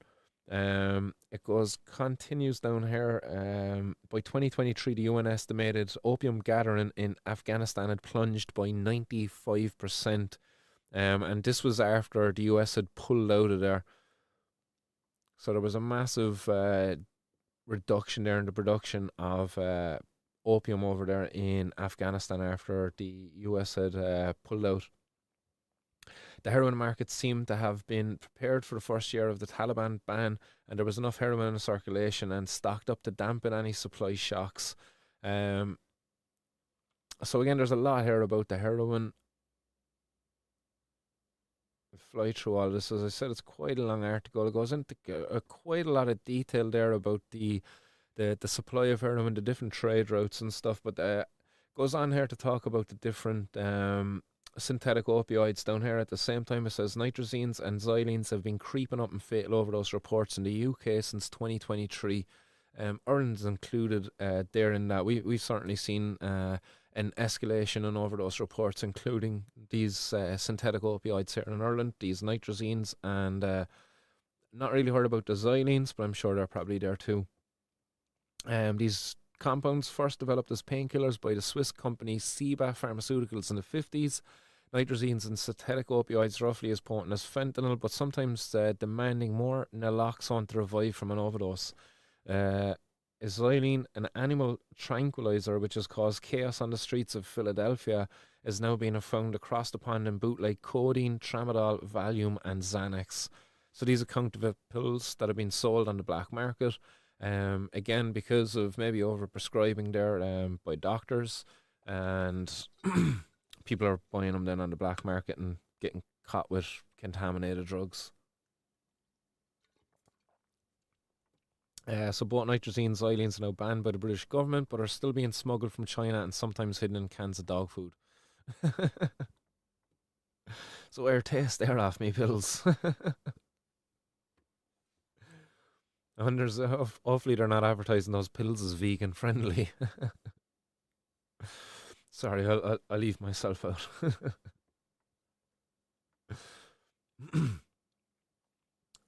So it goes on here that since nitrazines have come on the scene, we've seen spikes in related deaths across the country, particularly in the northwest of England, and that are very concerning. That's a quote there from Gomes. We fear that these spikes are signs of worrying underlying trends, and we know there's a backlog of reported cases in the coroner's offices, meaning that the real figures for nitrazine deaths are only going to be revealed later this year and the next. Matt Southwell is a harm reduction worker in Bath. I've had the pleasure of actually meeting Matt in the past. A small city in the southwest of England where one up-and-coming dealer was recently arrested for selling nitrazine-laced heroin. He was selling really good quality crack, which made him attractive, and he bought some nitrazines off the internet, says Southwell. Initially, there was this view among local peers, drug consumers, that this was really great, strong heroin, and then people started going down really hard. Luckily, ambulances arrived in time to revive them with naloxone. Matt says that he thinks it's like a perfect storm. And he's saying this of the opioid crisis. The government is pumping more money into drug treatment, but actually drug users are not coming forward to use it because it's such a coercive model. Then we've got Afghanistan taking out 95% of its opium crop. That's not going to be impacting now. It takes at least 18 months to 2 years for that crop to work its way through. So at the moment, the police are able to take out the retail nitrazine dealers pretty quickly. But once it starts to hit higher in the chain, and then once people are suddenly going, we've got no heroin, that's the moment we're all going to be looking at each other with super fear. And that Matt is spot on there. So that it does take about like 12, 18 to 24 months for opium from when it's grown to be harvested, processed, turned into heroin, shipped across, got into Europe, reaching the streets of France, Ireland, England, all the rest of Europe, all the other countries there across the rest of Europe. And it's only then we're going to realise we have a problem when that heroin actually dries up, because 95% of the crop, that's absolutely massive. That's a massive reduction in the crop. So that's going to hit hard. Those guys who were making money off of that, all those different unscrupulous groups that were mentioned there earlier, they'll have no problem. Or yeah, look, we'll just get these nitrazine stuff. Sure, the lad's able to make a big fat of it there in the lab, and sure, it's much easier actually to get that there now. And sure, the lads, just tell them go easier. Just tell them it's, as they were saying there, it's just like so strong. It's the strong stuff. uh, so guys, that's over on salon.com anyway. If you want to go read that. So Matt's out. Well, I'll finish on Matt's contribution there to that. Kind of giving a heads up that look, in another 12, 18, 24 months, we could be seeing a massive spike in overdose deaths if something isn't done sooner rather than later. There's an opportunity now for government or policymakers to actually step in. Unfortunately, here in Ireland, we're going to have to most likely wait for the election. But fingers crossed, the next government that comes in will quickly actually act upon the recommendations that are there before them. Very good recommendations, and take more proactive approaches so that we can avoid these overdose crises and stop the bloody empowerment of all these different gangs that are being mentioned there in the black market, the illicit drug trade. Don't need to be empowering these guys. So there we go. Sorry, rant over about all of that. Just really wanted to hit home, how important it is that Colin Burke actually be doing his job, but unfortunately he's not. He's out there electioneering. When it comes to drugs, I can guarantee you, if you were to ask Colin Burke a question about drugs, about the opioid crisis, about like the interruption in the supply trade, the supply of heroin there from Afghanistan, and how that's going to impact the quality of drugs in the streets and impact the number of overdoses we're going to see on the streets, he'd be looking at you, but a couple of years ago we done this now in the health service and we invested that there. That's literally what he was saying to me that day in the office. Like I'd have about 4 or 5 minutes there of a rant, I suppose. And next he just started telling me about an investment he made there in this and how that helped with addiction over here and that. It's like, that's not what I talked to you there a few minutes ago about, Colin. But look, that's politics for you. That's politicians for you. Unfortunately, I never wanted to be a politician. I still don't want to be a politician. Unfortunately, I do feel I have to run in the election when it's called. But do I want to be a politician? No. Did I ever want to be one? No. If I get elected, will I be a good one? I hope so. I'll do my freaking best, because I'll be shocked if I get elected. But the chance of me being elected, it's not zero. So we'll hold hope. I'll give it 100% anyway. That's for sure. What's happening in the hot box? Sorry there for if I was ignoring you for the last while. Barry, they're trying to build a prison. I seen that here in Cork. They were talking about opening the old prison, weren't they? They were talking about reopening that the one that they give tours at. It's like a tourist attraction at the moment. It's an old rundown prison. No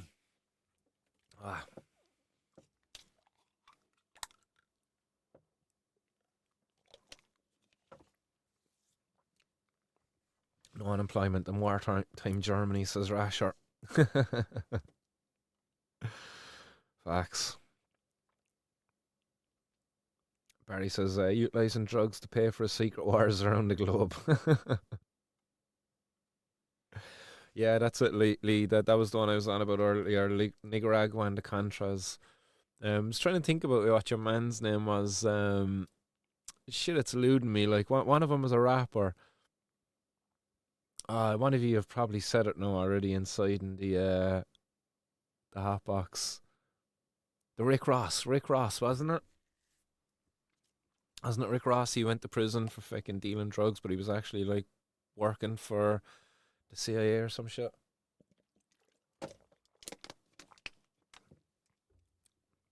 And that was the one where they were making the money for Nicaragua and the Contras and stuff, wasn't it? Again, I could be mixing up my stories. It wouldn't be the first time. Margani says, 100% Lee, just infuriates me at times when we state sponsor drug dealing while we have to live in the shadows because of the herb. That's just something that really kills me, though, is the community haven't actually lived in the shadows. So many great people within this community. people have met each other just say through the hot box there, and made great friends that they would never have made because of the prohibition of cannabis. And we've had to do it hidden. You know, many of the people within the Telegram group don't even like have their real name up there, and I don't blame them for having it. You know, like shout out say to the friendly grower. Who else is there? Shout out to Ma. You know, shout out to 420 Talker. You know, for different reasons, we have to kind of hide behind these different aliases because, you know, you don't want attention to be drawn to yourself be for one reason or another. Maybe it's your job, maybe it's because you have a little grow tent up in your spare room. Maybe because it's you do a little buying and selling on the side. Or maybe it's because you just don't like the thought of that extra bit of attention from authorities because, you know, you consume a bit from time to time. Whatever the reason may be, you know, it's just unfortunate that it's unfortunate that any of us would have that feeling. For me, obviously, I've risen above that a long time ago. Just because look, we had to break free from those chains.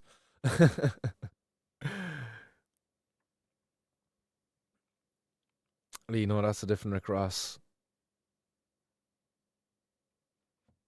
Bobby says, "Yep, Rick Ross the rapper and Rick Ross the drug kingpin are two different people." Yeah, that's the one I was thinking of. Yeah, that's it.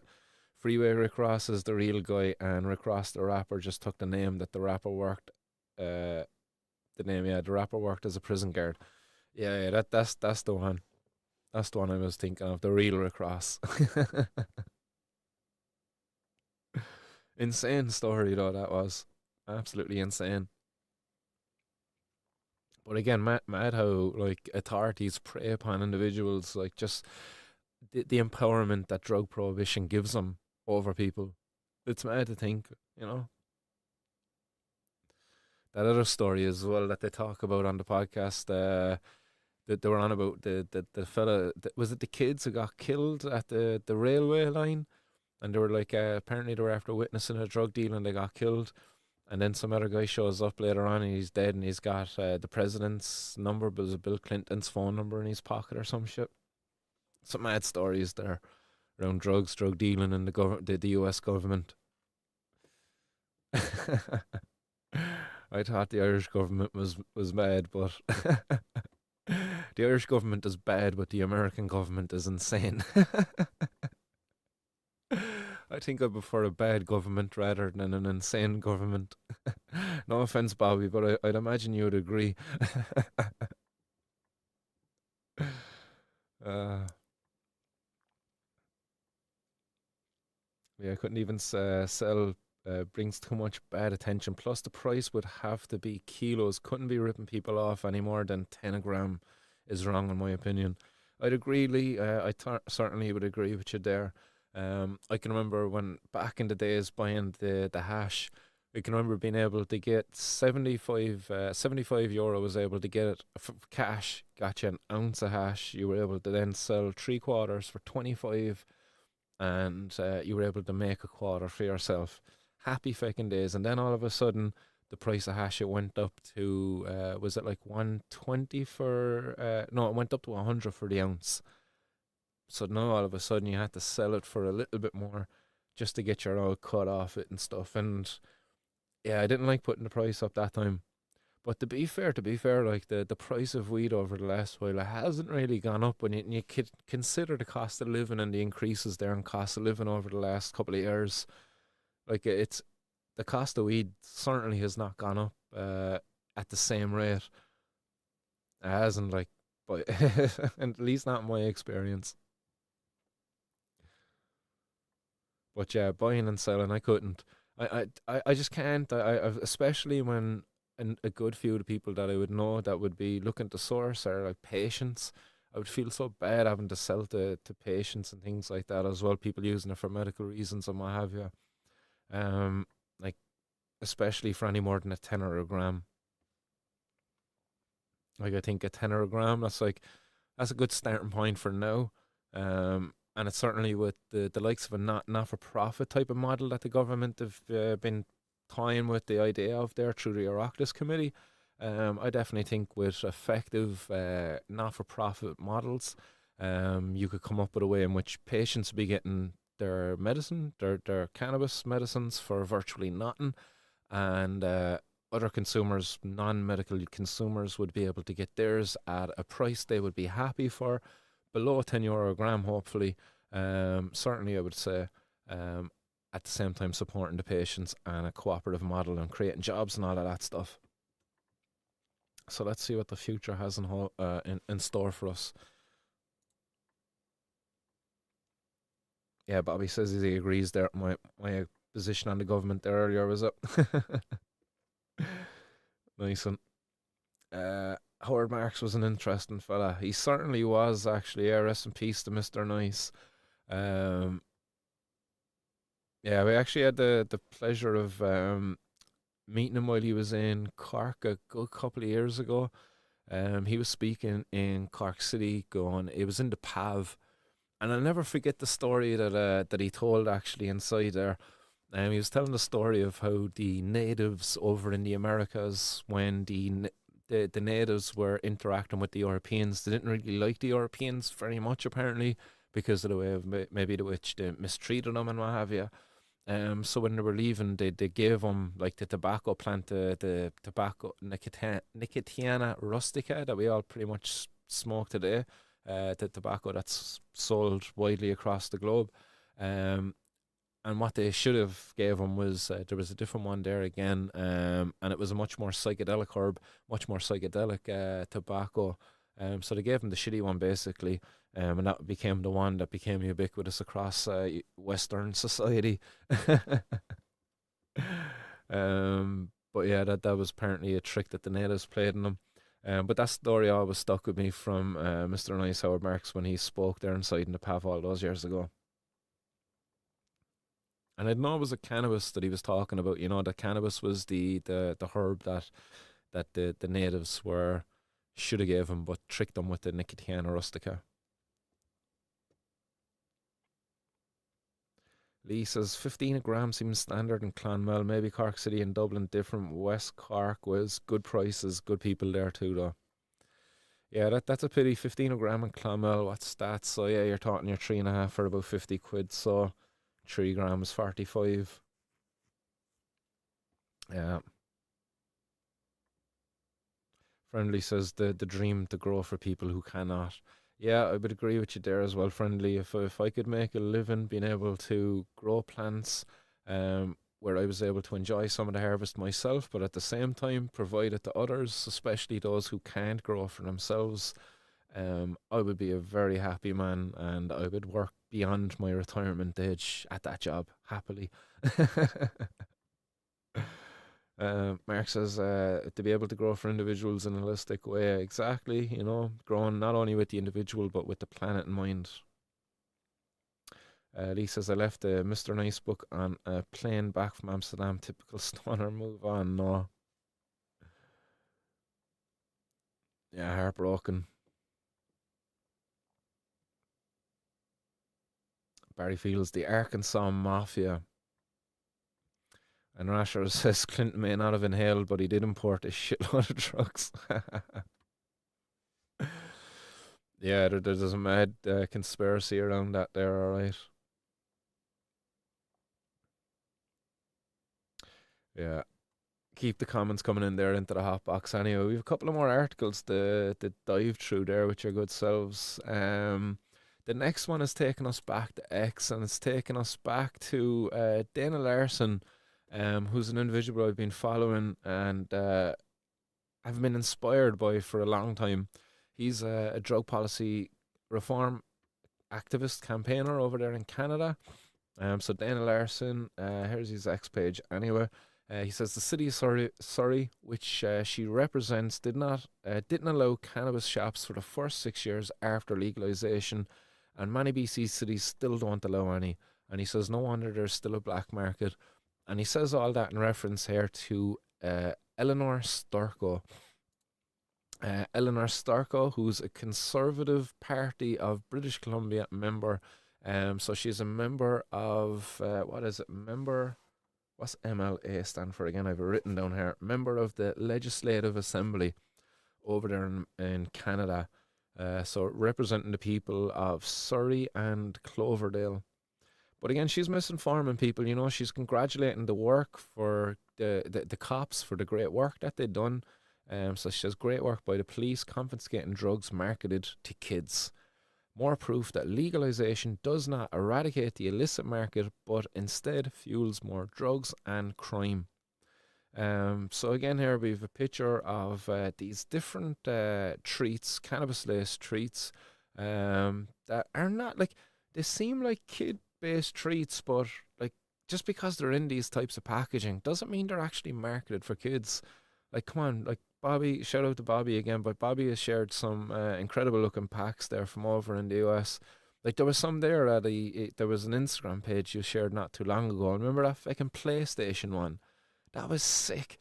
Absolutely sick. This pack was like a PlayStation box. And you opened it up, like, and it was like Dank Station was on the cover and all of this. Like, it was really cool. And I think it actually had an over 18s label on it, like to actually show, hey, it actually wasn't for kids. And I would say if you turn these things around, like, the Warhead Sours, the Kit Kat Minis, I'd imagine if you turn these things around, it probably says, look, I actually see it. I see it on it. It says it there, look, THC. It says it on the bottom left of that Drolo Mini. So they're probably obviously knockoffs of Rolos, but Drolo, maybe because it makes you drool. I'm sure you get so whacked from them. Who knows? But again, the only reason that the black market actually continues over there in Canada is because of people like Eleanor, who got in the way of regulators, policymakers, when it came to putting regulations in place. They restricted edibles in Canada to have a minimum or a maximum, of 10 milligrams of THC per serving size. So that's a massive problem over there, which has continued to prop up the illicit black market, not legalization. So again, this individual, much like Bridine Murphy there earlier on, she's doing a disservice to voters over there. She's doing a disservice to those that she's representing as a member of the Legislative Assembly in Canada by basically sharing propaganda, continuing to mislead people that legalization actually isn't effective at eradicating illicit markets. Yes, it is, when it's backed up by proper regulations. And that's something I really hope I would get I would love to get an opportunity to do if I was ever to be elected to the Irish government. I believe the next government will see a change in policy to Ireland's drug policy. And I do hope that we can get people in there that can reflect the needs, the desires of the drug using communities out there, especially the cannabis consuming community. Not only the recreational, let's say recreational, but the medical consuming community as well. I hope I can get in there and help create a policy that reflects our needs and wants and our desires, and not people like Ellen or not people like Colin Burke. Imagine Colin Burke getting in there, and him actually being one of the people to help shape Ireland's drug policy. Imagine him when it comes to cannabis. Edibles, he probably would have minimum serving size of 1 milligram. Canada's is 10. Jesus, they're crazy over there. We'll go with 1 in Ireland. So again, misinformation, misleading. It's propaganda, and they're all at it. They really are. So as I said here on this, I just zoom in here on this photo. Can I? Oh, it doesn't let me zoom in on it. Wait, no. Open an image in another tab. Boom, there we go. So see these packets? I don't know, you should be able to see this as well. I see on the Drolo here, and all of them actually, 600 milligrams is on the packet. That's what's propping up the black market. See, you can see that here, look. Boom, 600 milligrams, and it's got a warning. That's the warning sign there, that little triangle. It's CA, I'd imagine that's cannabis. It has a little cannabis leaf. It has a little exclamation mark next to that there. And it's labelled 600 milligrams of THC. Now, if that was following the regulations of Canada, and it was 10 milligrams per serving, each one of those individual sweets would be considered a serving, I would imagine, or maybe 3 of them might be even considered a serving. So over the 3 sweets, you would have to have 10 milligrams. So each sweet would be only allowed to have, say, 3 milligrams. So let's just be generous. Let's just be generous and say that each sweet was allowed 10 milligrams of THC, that each sweet that's in there is 10 milligrams of THC. That's 60 sweets, that's 60 little Rolos they have to have in that packet. It doesn't look like a share size bag of Rolos. It certainly doesn't. So that's what's propping up the black market over there. Give a shout out to the Bite Me podcast. Forgive me, your name. Oh, I'm terrible for recalling names there lately. Dang it, I thought it was going to come back there. Someone in the hot box is going to get it in there. Shout out to Billy. He linked her podcast there in the hot box there the other day again. That's the Bite Me podcast, podcast based out of Canada. It's an edibles podcast, so certainly check it out if you're interested in edibles. But she talks about the problems of regulations in Canada, about how 10 milligrams is just not enough for somebody who has a high tolerance, like most of us here in the hot box. Most, if not all. Somebody's probably got it in there. I've been terrible for these this name calling here this evening. Margaret, there we go. I knew somebody was going to get it in there. Nice one, Chili. Yeah, so there we go. Bobby saying here, I can get a 3,000 milligram chocolate bar at the moment.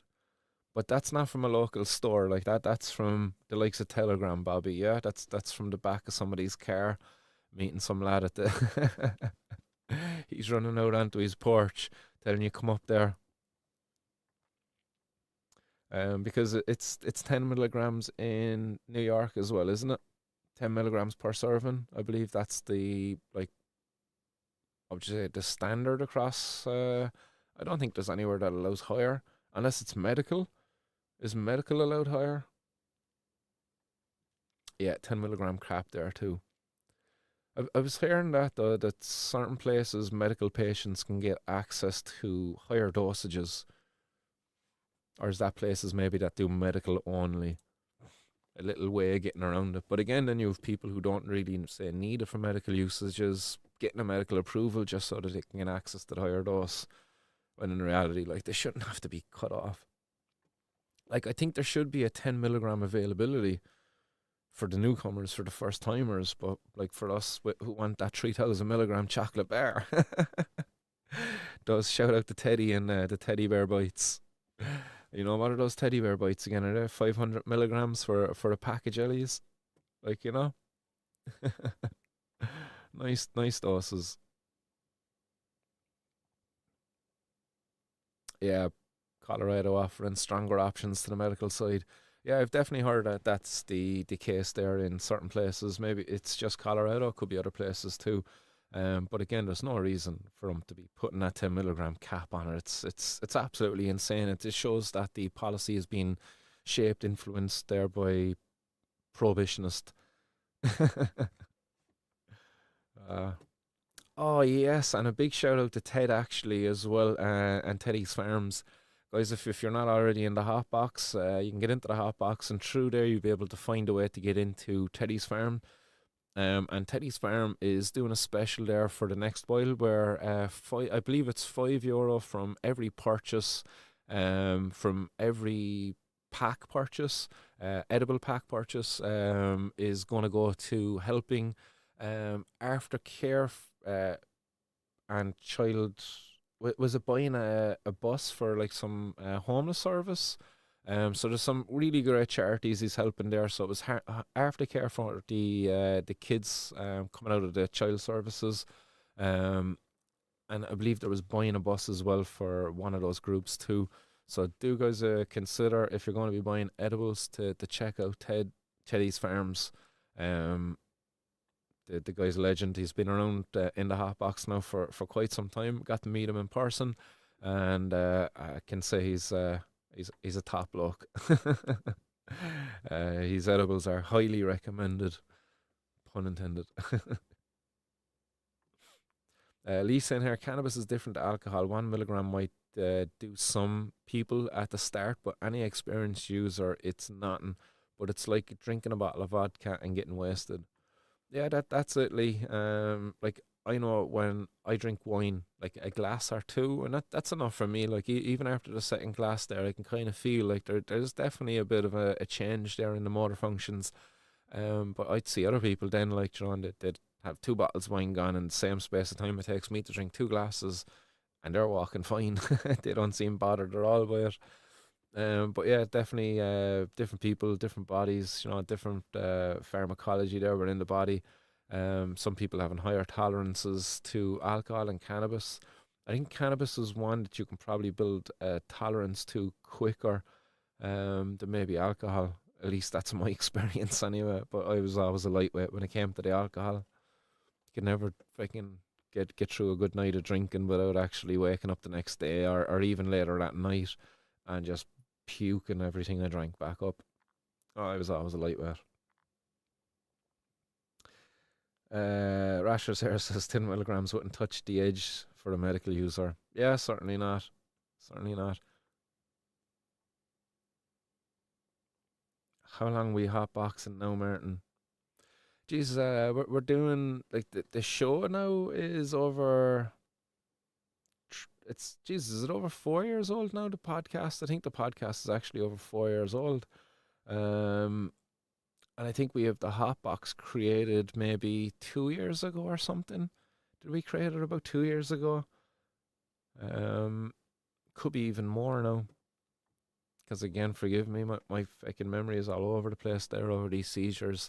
My ability to recall certain things is just gone at times. Like the old doll was trying to tell me something there the other day, and she was like, "Don't you remember that?" And I was like, "I have no recollection of that." Talking about a time when she stayed over at my place for like a couple of weeks. She would have been living at my place, and I was just like, I have no memory of that. It's like something I should have a memory of. Like, oh, there was a couple of maybe weeks there, and not just poof, all gone. It's like that's mad. Goes to show how like precious and how fragile life and memories are. Something I was only thinking, you know, actually earlier on today as I was dancing with my daughter in the kitchen there this morning, enjoying our breakfast and stuff. I'm just thinking, you know, how happy and how thankful I am to be there enjoying that moment. But geez, how scary it is that my memory of that moment could be taken away from me by a seizure. It's just like, geez, life is fragile. Enjoy it while you got it, appreciate it while you have it. But yeah. uh, Upsetting to think that any of it would be taken away because of a silly fucking plant being locked up. Uh, what else have we lined up for you good people out there anyway? I'm kind of hungry now after looking at those edibles and talking about all that chocolate.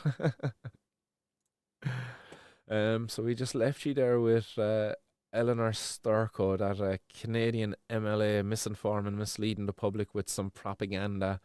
Trying to do what some of the others are doing, like Brineen Smith saying that America legalized drugs and that look, we should approach with caution here, that she doesn't think it's a good idea. So again, you know, those kind of people misleading the public, using propaganda to scare people, you know, into thinking, you know, that legalization is a bad idea. So we close them out. So we close out Bradeen. And we just show you there as well, you know, a quick, I had this up there earlier. I thought this would be something interesting. Just a quick map there. Like she was over in San Francisco. Keep in mind, San Francisco has decriminalized all drug use. There were certain areas where drug use became quite problematic because what they did is they decriminalized drug use. They weren't actually regulating drugs. They didn't legalize drugs like Brideen actually was saying. They decriminalized it.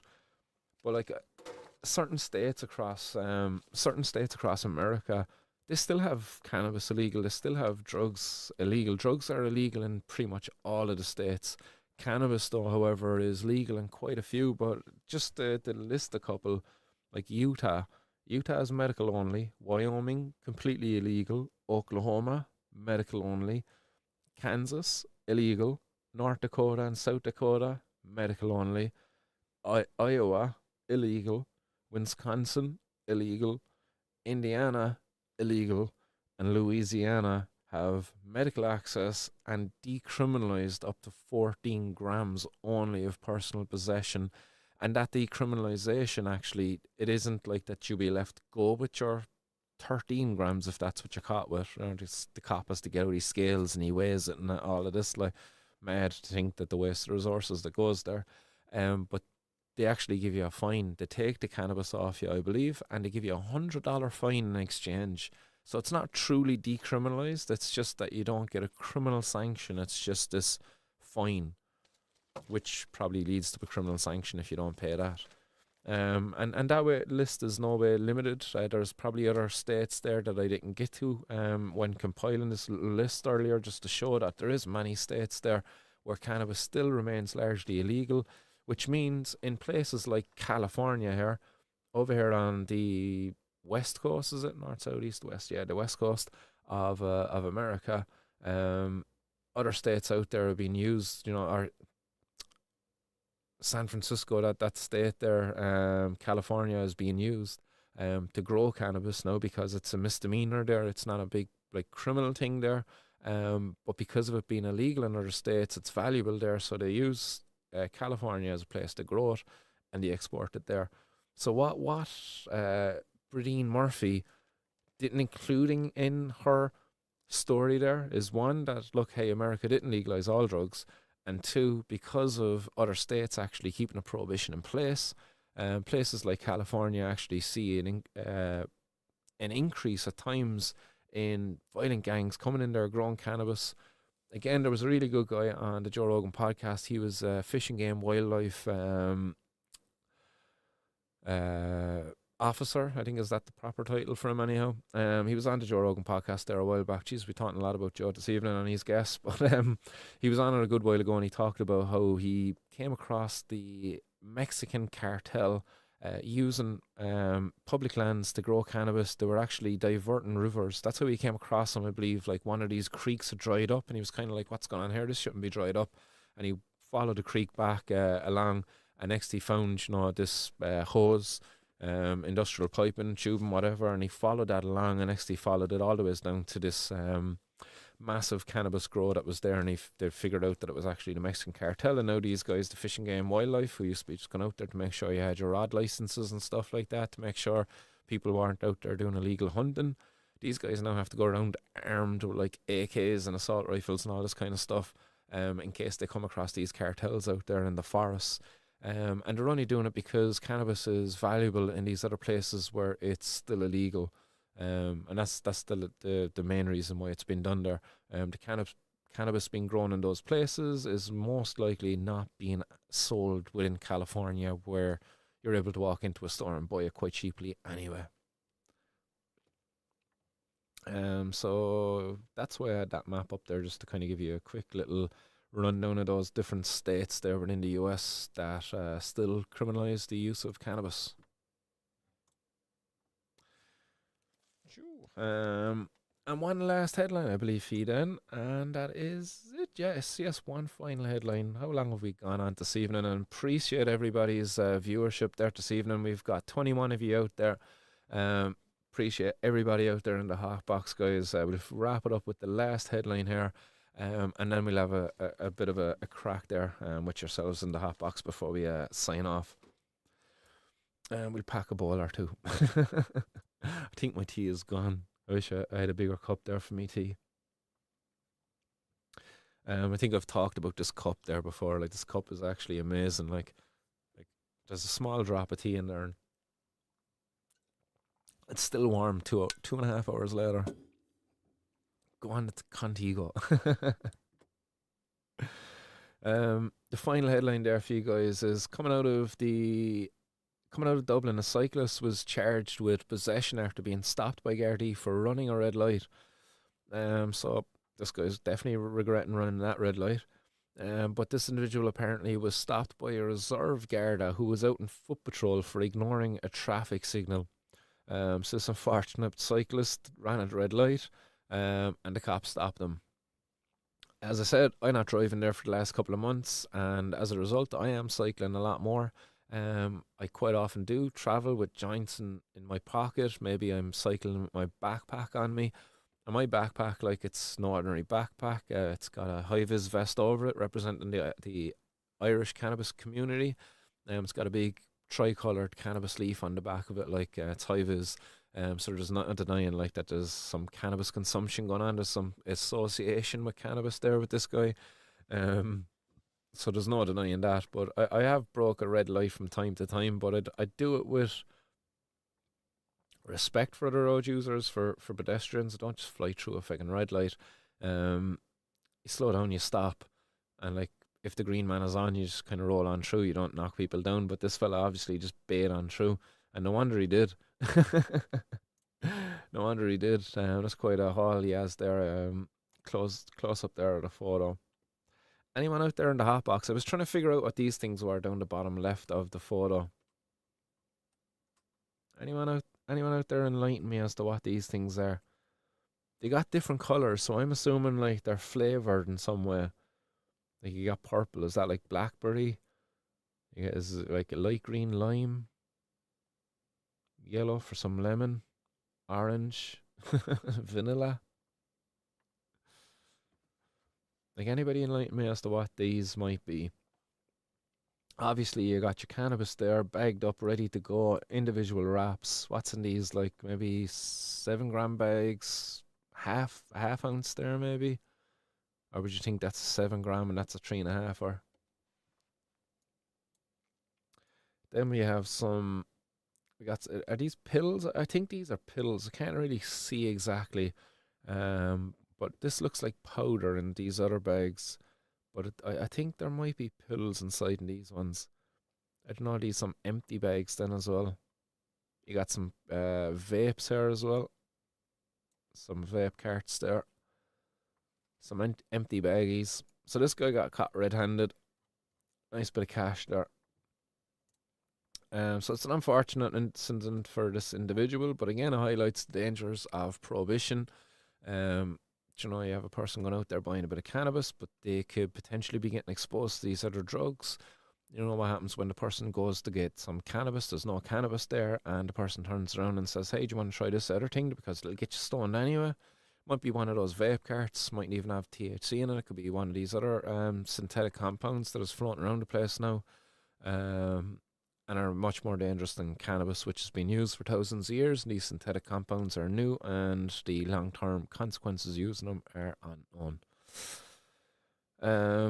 Again, this cash there on the table highlights, the potential that's there if we were to actually look at the regulation of cannabis seriously.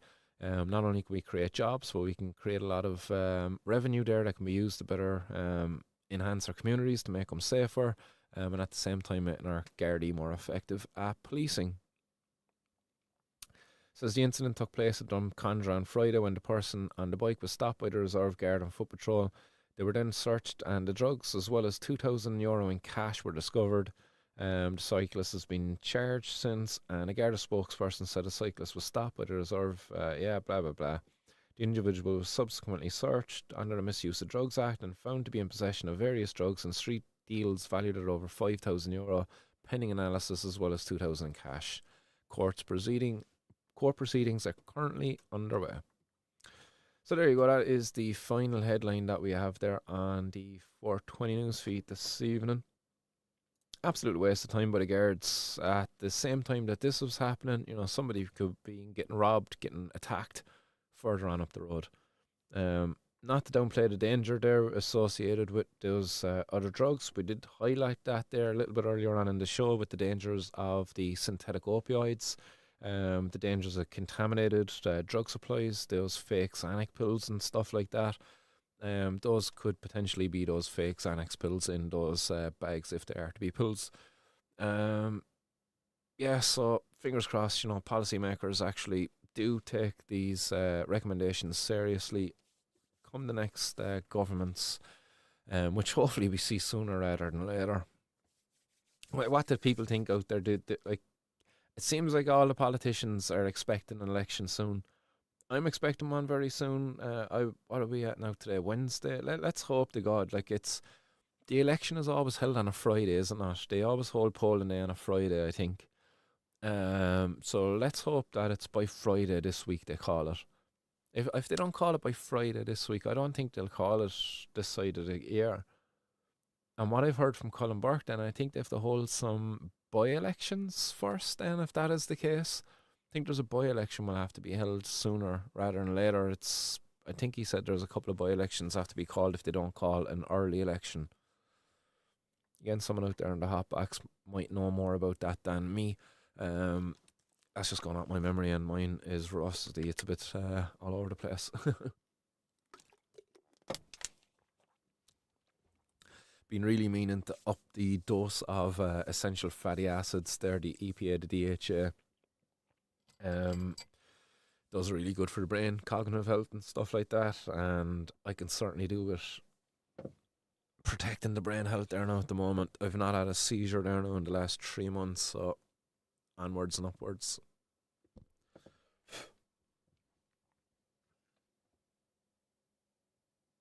Sorry, just packing up a ball there. Start seeing what's being said there. 420 talker promoting the Viagra out in the hot box.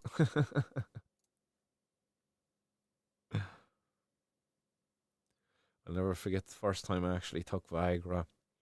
And the first, was it the only? No, I've taken it since actually. The first time I took Viagra, and it was actually the second time I had sex. I think it was, but I still had a motorbike at the time, and it was an NSR. And I'll never forget after taking the Viagra anyway, and I went up and I must have had sex about fucking like 12 times that evening. Like, I think there was just nothing coming out by the end of it. Like, it's like there was just nothing left to ejaculate.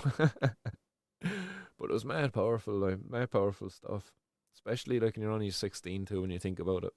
Happy days, good times. But coming home on the NSR afterwards, I was still hard. And it was such an awkward fucking bike ride home, like, because she was a 75cc NSR. She'd a fucking fair bit of like a vibration to her, like, she'd one or two modifications to the exhaust just to give her a bit more of a rasp there, like a bit more of a roar when you drive her on. And she was only 75cc, like. But I never forget driving home on the bike. I had to sit back. I was nearly on the passenger seat on the NSR. Ah, yes. Happy fucking days. Never forget it. One of the buddies, shout out to Andy, picture of him up there actually in the fight, but his sister's boyfriend at the time, she hooked us up with he hooked us up with a pack of Viagra, and they were the good ones at the time. Like, it's not the stuff you buy over the counter now. Like the stuff you buy over the counter now is weak compared to that.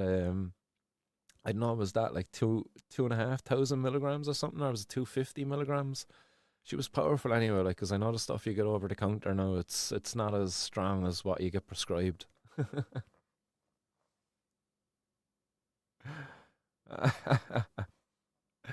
John says, Martin, you said you'd not tell anyone you couldn't. Boy, I didn't even let anyone know it was you, John. Boy, you're ratting on yourself now, boy. I know. Drop me hash now of you, John. Oh, I'm gonna have to get a bigger bowl for this, I think.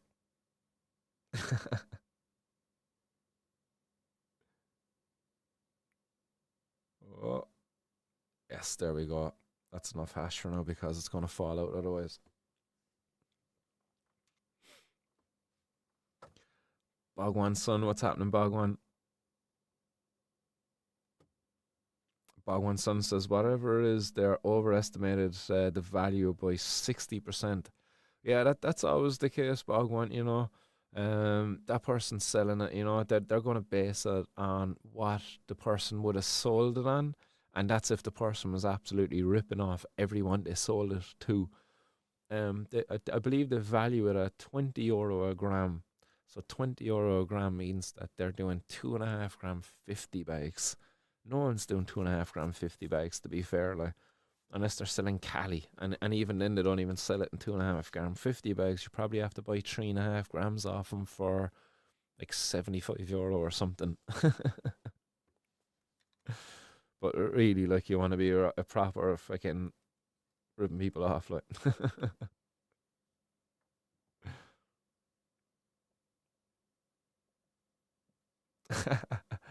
Lee says he was on holidays in Slovakia in 2012, and he says his granddad stocked him up on Viagra big time since you couldn't get air. What's the story, Lee? You got any more left? Is that the good stuff? You had a prescription one.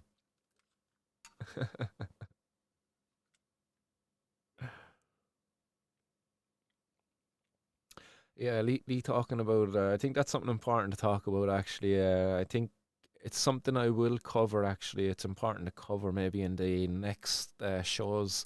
Maybe it's something I might be able to cover with someone from the Crown Group. Maybe they've got somebody over there who's already compiling a list of people to support for people in our community, people in the cannabis consuming community who might be looking for a candidate in their local area to support in the next general election. I do believe that's an important conversation to actually have, and an important list to compile for our community, because there's people out there who, like yourself, you don't know who to vote for in your local area. You don't know who actually represent your views when it comes to cannabis anyway.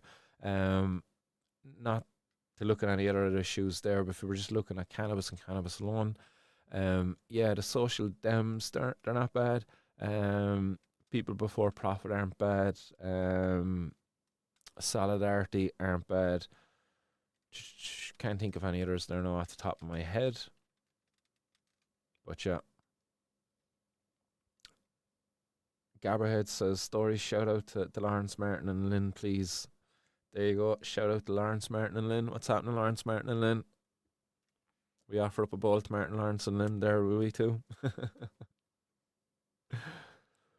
Lee says, yeah, you could buy it over the counter there. My other granddad said, why didn't you tell me I would gave it to him? He'd get D5s and sell them on. No, but I want the D10s, but those D5s only wake yolks. Oh God, when I think about it, thank God I never went down that road. Like I've taken, was it a D5 once when I went to Amsterdam, when I went to Thailand, and I've told the story on here a few times before, but it absolutely zombified me, a D5. I got on the plane in Amsterdam. Was it Amsterdam? No, London. Sorry, it was London. It was Cork to London, London to Hong Kong. And honestly, I got the D5 off the buddy. The plane had just taken off in London, and I just took it. On the I just took it at the start of the flight. The plane took off. The lady started going around with the carriages. And as part of this freaking long haul flight, we got a free drink. So I was like, oh yeah, it's a free drink. Oh, no bother. So I took a whiskey off her. I was like, oh yeah, that'd be grand. And I sillily then spilt the fucking whiskey because, again, this D5, I didn't even get to drink the whiskey. Like, you're thinking, oh, he had a bad interaction with the D5 and the whiskey. I didn't get to drink it. I was so fucking stupefied by the D5 already at this stage, only about a half hour, 45 minutes into the flight, that I spilt the drink on myself. The only spare pants I had then on me was my jiu-jitsu gi. So I had to get my jiu-jitsu gi pants out of my bag in the overhead storage. I had to go into the jacks and change it. And I was out of it at this stage now. Like, I was proper fucking out of it. Like, I don't know how I was able to even walk and stuff like it at this point. Got into the jacks, changed the pants, and instead of going back to my seat, I went up to my buddy in my jiu-jitsu gi pants, and I was like, can I get another one of them? And he gave me another D5. And honest to God, I can't even remember landing in Hong Kong. I can just about remember going through the Hong Kong airport, but I can't remember taking off in Hong Kong, and I can just about remember landing in Phuket as well. Like, I was all a blur. But 2D5s, they absolutely battered me going to Thailand that time. That was the one and only time I've actually taken those relaxers. Is that what they call it? Relaxers? Yeah. But yeah, anyway, not enough chit chat. I'm going to blaze this one and we get back to it in a sec. Keep the comments coming into the hot box anyway, guys. You're all amazing.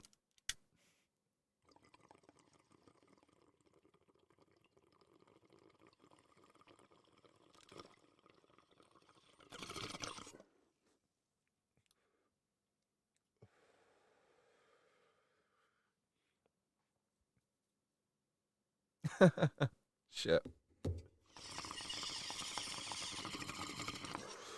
I'm just reading your comment there, Lee. Lee saying, took 9 up John 90s on the flight to Tenerife and can't even remember leaving the airport.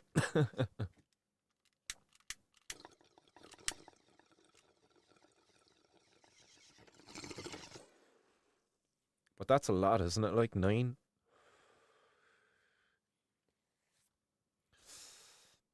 Enjoy the Bong, Martin. Wish you could. Oh no, what's happening, Leon? Intolerance break, or is it just an issue with supply up in the area? Sure. But yeah, 9 up John 90s. That reminds me, I can remember the lads like with those D5s, D10s back in the day. Like, and geez, some of the boys were genuinely eating them like they were a box of Smarties. Like, do you know that they had candy coating and chocolate in the middle? They were throwing so many of them into their mouth. It was scary to see. Like, I thought I was going to see one of them die in front of me. Unfortunately, see many of them take their lives not long after. Like, a couple of years after. Yeah, but yeah, crazy to think of it. Like,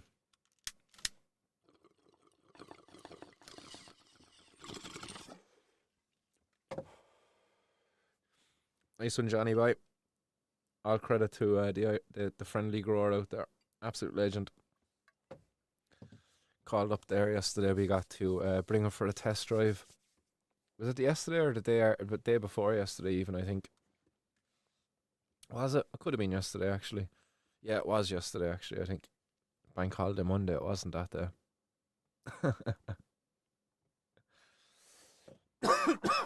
Yeah, Lisa's there as well. We were eating them like Smarties and Clonmel too.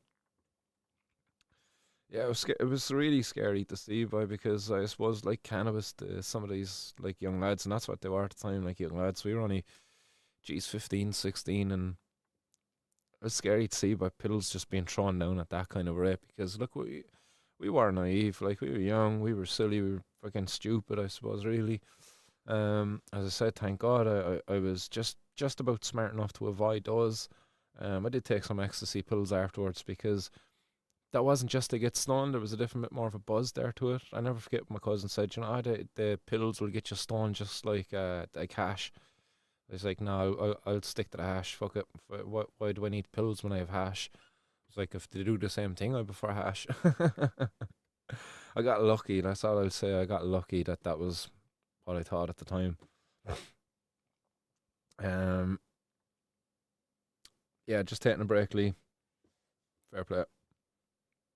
Down in Baltimore at the moment, just thinking about trying for the Navy again, so staying off it. Nicely, nice. I was only thinking about that. I think I was talking about it last week on the show when we were talking about the Oireachtas Committee report. What would that mean for the likes of the Army and the Navy and stuff like that? Because if they were to decriminalise and even regulate and legalise, say, the use of cannabis, much like they have with tobacco and alcohol, at the moment, the Army, the Navy, that's not a part of your medical assessment, whether you're an alcohol consumer, whether you're a tobacco user. Would cannabis become the same? Would the Navy be able to discriminate against you for being a person who consumes cannabis? It's just, I'd be curious as to how that might shape out if cannabis is to be legalised and regulated here. Is it going to still disclude you from being able to join the army? If so, why?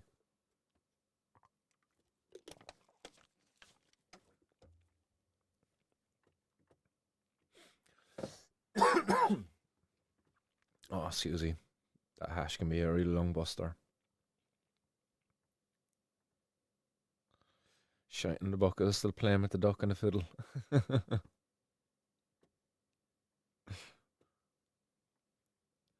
What's happening? Michael O'Sullivan's out there in the audience as well.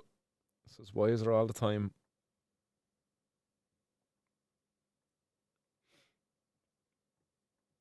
And Lee says, I'd love to think it would change, but I doubt it. No, I'm again, I'm always the optimist, I suppose, but I'm fully sure that we will see some form of change. Jeez, would I go out on a limb and say would it by the end of next year, or would I play it safe and say within the lifetime of the next government?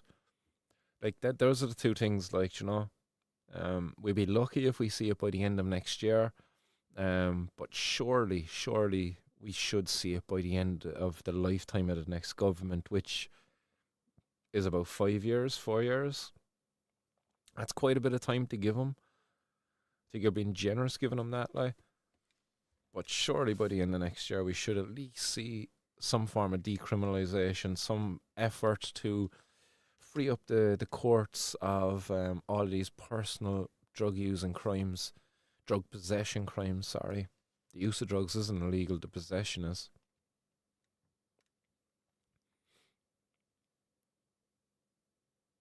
One love, Mr. Finnegan. One love, my brother. Look forward to the Hotbox get together. Guys, if you're not already over on the Telegram, there's a link in the description. And at some point in the not too distant future, there will be a bit of a get together between the members of the Hotbox. Hopefully, it will be done somewhere in the county of Cork, because it is the real capital after all. But yeah, there will be a get together. So if you want to make sure you don't miss that, make sure you hit that link and join that Telegram group.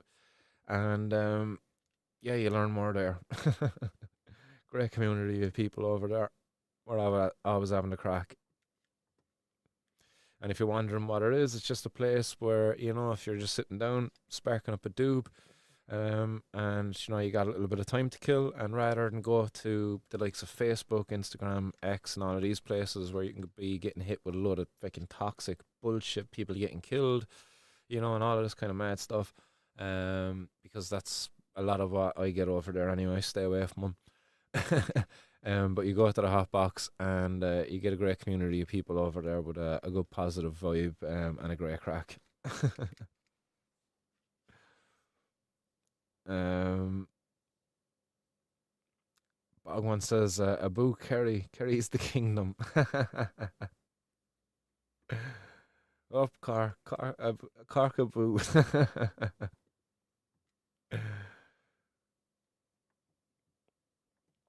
Yeah.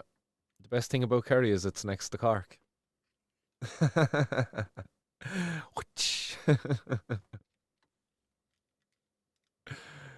Yeah, Rasher's knows his place. Good man, Rasher.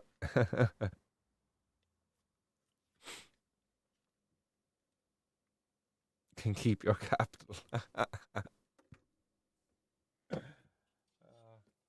Not jealous at all. Yeah. I was wondering, should I add that into the old running in the general election, add it in for the crack? You know, make Cork the capital again. Was it ever the capital? It probably was once upon a time, was it? Who knows? It was always the people's capital. I always look at Dublin like, as England's capital. It was only made a capital because it was close to England. They could keep their eye on us. That's why Cork was always the rebel county. We only have Ireland free because of the Cork heads.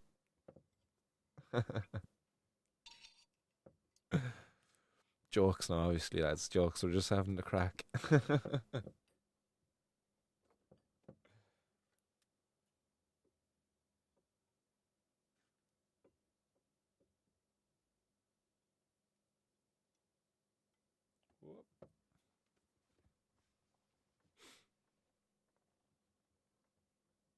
Barry says, Belfast was, Dublin is, and Cork will be. Woo. Oh, Belfast was, Dublin is, and Cork will be. That'll be the slogan. So it'll be a little encrypted slogan, you know. If you know, you know. People will be reading it. Belfast was, Dublin is, and Cork will be. What's that about? Make them think about it, you know.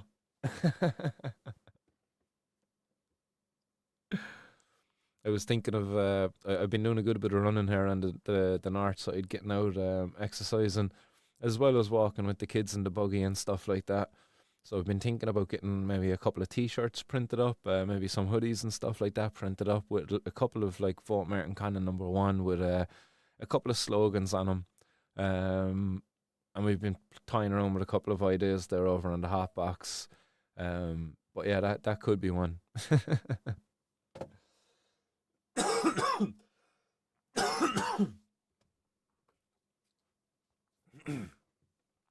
There's a thing that happens down in the Glen Park actually every Saturday morning. I think I might go down running with them. What's it called again? The park run, is that what it's called? I think that's what it's called, the park run. But it's good crack. A lot of people just meet up at 9:30 at all different parks around Ireland.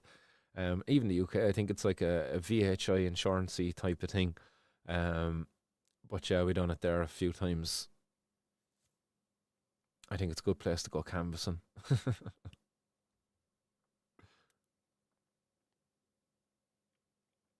Mr. Finian says Bobby Big Buds feel brother. Oh yeah, how's you feeling actually, Bobby? Has you healed up a bit better?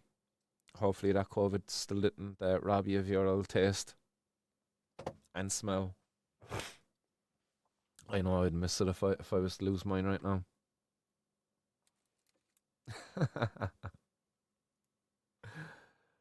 Yeah, that's it, isn't it, Bogwan?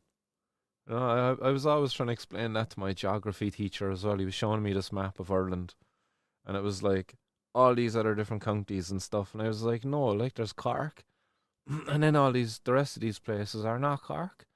And he was like, no, Martin. He was like, these are like that's Limerick, and he was like, that's Tipperary, and I was like, no, that's just not Cork. I was always a rebel from a young age. Sorry, I'm gonna treat myself to another little bit of hash here from this because why not? And that's gonna be my last bowl definitely for the rest of the evening. I actually went with the chocolate tangy this evening because last week when I was out here with yourselves, I was enjoying the Quicks, and the Quicks was definitely a bit more of a coach locker. Because I went inside afterwards, I made a cup of tea and I made some toast. I went inside, I sat down, turned on the TV, threw on an old, I was watching that Graham Hancock thing, and I threw on the Ancient Apocalypse. I'd only thrown it on, sat down, must have got a sup or two out of the cup of tea, maybe a bite or two of a slice of toast. The next thing I'm waking up and it's like 6 o'clock, 7 o'clock in the morning, and the toast is there, the cup of tea is still full, TV is still on. I was absolutely obliterated after it. So I said I'd learned from my mistakes. I'll come out now with the more, I would just say the more energizing chocolate tangy. She's not as couch locking. She's definitely gets you higher rather than more stoned. And it has a lovely smell to it. Nice fruity one to it. It's got more of that tangy note than the kind of the chocolate tie note. And again, a shout out to Bobby for hooking us up with those seeds that time. It was the GMO and the tangy came over together that time, wasn't it?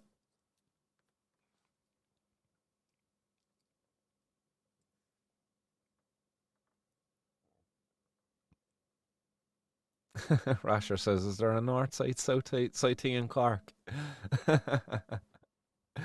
Yeah, the Southsiders wish they were Northsiders, and the Northsiders we get to look down on the south side. So yeah, there's definitely a north side, south side thing in Cork, like, but it's all just a bit of crack. But the north side is definitely the better side of the Cork, like, although Southsiders are posh wannabes, they want to be Northsiders.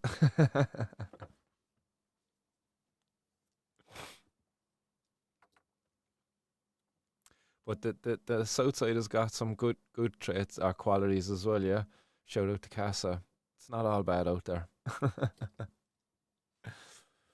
Are we still on actually Casa? I'd say Casa has probably gone back now to doing other bits and pieces, but if you're still out there listening, are we still on for a north side, south side election independent candidate partnership there around drug policy?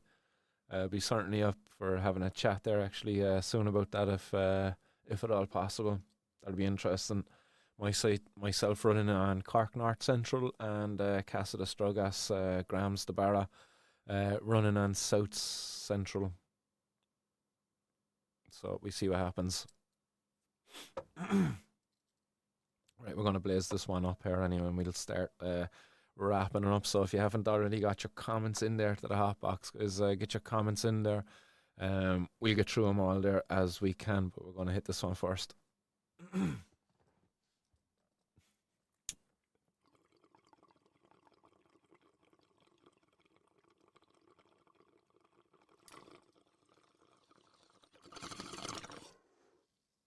Oh, I think I might have loaded this one up a little bit too much hash. As I was just hitting it with the flame, like you just see it turning into a little lake of bubbles. Oh, it's lovely though.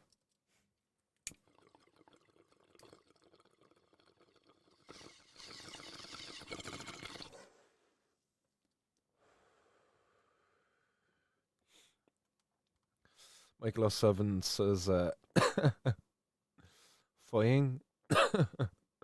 Patrick says, the Hills of Tara, the capital of Ireland. Barry compliments that contribution there, Pat.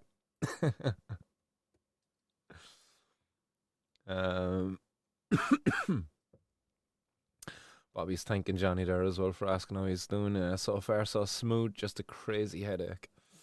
Well, hopefully you got some herbal medication there that mightn't get rid of your headache, but it might help you forget that you have a headache. I think that was a good description as to how cannabis medicines work at times. It's not that it'll eliminate your pain completely. It will certainly reduce it, but it'll kind of allow you to tolerate the pain to a point where you'll forget about the pain almost, and it'll let you just get on about your day. Thought that was a very good way of a person describing cannabis and pain.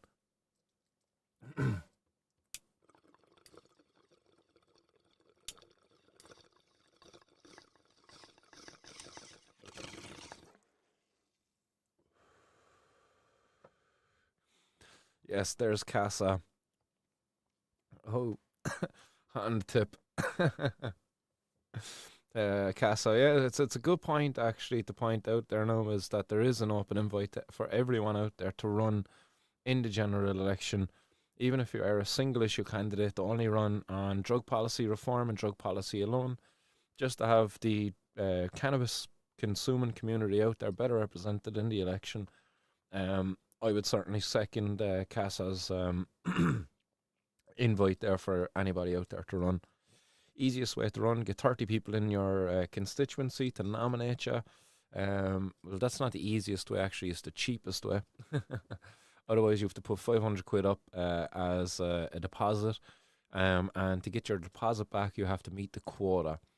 So keep in mind, there is a financial cost or just that inconvenience of getting 30 people to nominate you. But if you do want to run, I definitely would recommend it. It's a great opportunity to get your voice out there if you do feel like you should speak out in it. Especially if you're maybe a patient out there and if you're able.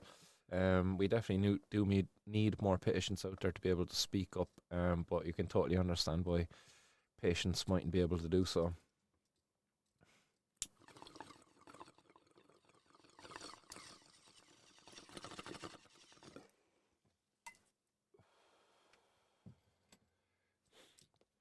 Right. That's a civil disobedience for me. All done for the night. Well, as I said, a hash really is a long buster.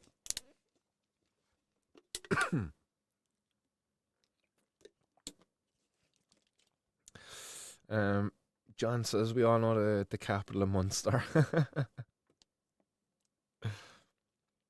Yeah, the capital of Munster is the capital of Ireland, isn't it? Same spot. Cork, way. Rasher says, get that John Finnegan fellow up there in Ross Cray Central. Landslide victory. I'd know there'd be a poster big enough for that beard of his, though. You'd have to get the extra wide posters to accommodate for that massive beard of his. An amazing beard indeed it is. Even though how's she looking now, John? It's been a while since we actually caught up face to face, but she was a sight to behold the last day, by a fine bird she was. Myself here, I can't do it at all, but Um, Barry says, some says there are two Tipperaries. That was true, actually. I can remember that being a thing back in North Tipperary and South Tipperary. What happened to that? Like, that's the thing of the past, isn't it? They don't really do that anymore. But I do remember that my early days back in school, like there being a North and a South Tip. They settled their differences, did they? Yes. But yeah, I do definitely look forward to running in the election. As I mentioned there earlier, like having the opportunity now to actually run in an election against the now sitting minister with responsibility for Ireland's drug strategy. That's a great opportunity for me because look, all of my talking points are going to be completely relevant to this guy who's seeking re-election. So I really do hope that I'm given an opportunity, a podium to speak opposite to him, to get my views out there, to challenge him maybe on his views, challenge him on his party's views. That would be a great opportunity. I reckon I'd be able to steal a couple of votes there from him for sure. Based on my experiences meeting him in the past anyway.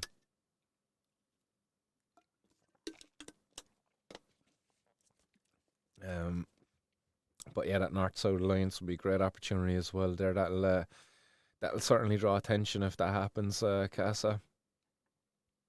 We certainly get the media's attention here in Cork anyway, that's for sure. Two long-time drug policy campaigners running opposite sides of the Lee. Cork well represented there when it comes to drug policy reform. Again, really ringing true to that name there, the Rebel County, isn't it? Long time at it as well, nearing that fucking 20-year anniversary. 20 years I'll be at it there now in 2 years' time. 20 years that we're friends, man. Wouldn't it be 20 years since we would have met? I would have been still around 17 when I met you. Maybe just gone on 18. Possibly just gone on 18. So yeah, I'm our friends, 17 years, gee. Came across a photo there, an old photo, myself, yourself, Brian, I think Sean was in there as well, Sean Lynch, some of the OGs. Happy days.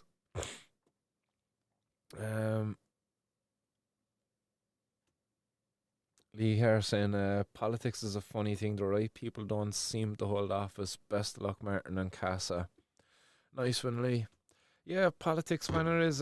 It's a game that gets played. Unfortunately, like it's not seen for what it is. People are really disenfranchised with the system. Like, there's no reason that we should have so many people not voting that don't vote. There's no reason we shouldn't have so many people not registered to vote that aren't registered to vote, because people don't vote. They don't feel like their vote matters. They don't feel like there's going to be a change in the system. They don't feel like that their vote is going to bring them change. And therefore, as a result, they don't actually vote. And quite often or not, it's those people that don't vote actually could influence the most... have the most influence on the election. So yeah, that's been said there. Thanks, Lee. We'll get the message out there at least. Gerrymandering. That's the word. Playing the game, politics, not answering the question that has been asked. That's for sure. But being honest, like, do I think I'll get in? No. Is there a chance I could get in? Yes. So do I have hope I get in? Yes. Am I going to give it 100%? Yes. Will I be absolutely shocked if I get in? Yes.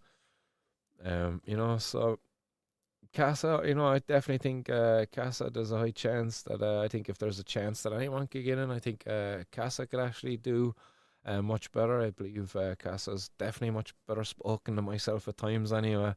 And can definitely hold his composure much better than myself. I think I can get a bit more emotional, a bit more anti at times.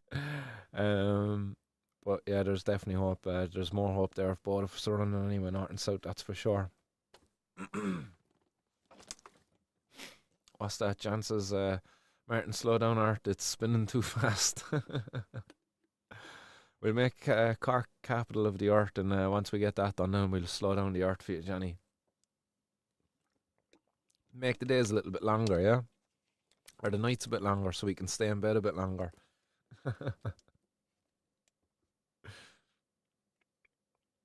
Got to be in it to win it, says Bogwan. That's for sure.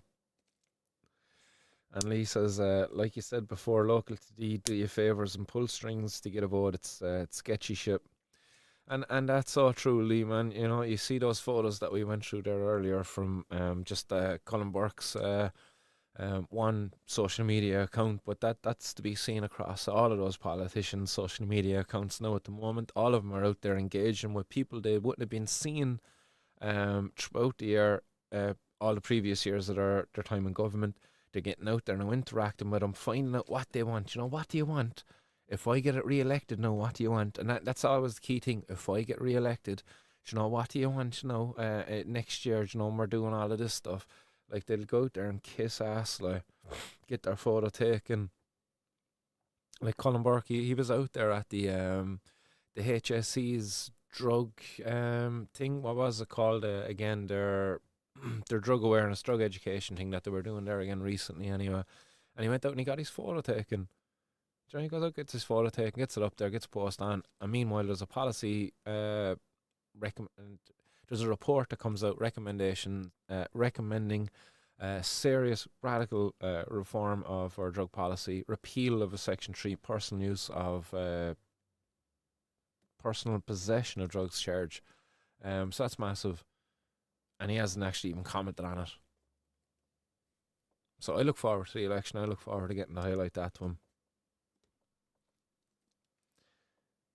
Barry says that's the Chinese and that big damn John. Bhagwan says stop turning the clocks back.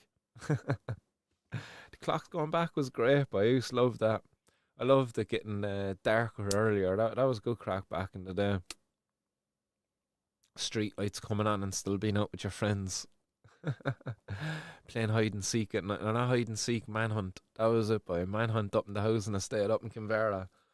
Happy days. There used to be some gang of us as well. And kick shit bulldog. Manhunt was always better at night time though. It was like hide and seek with chasing.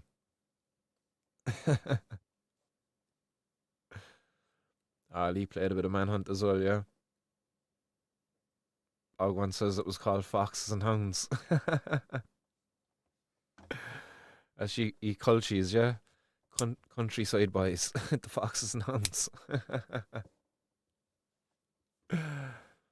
Oh, city boys, it was Manhunt. What's a fox and a hound?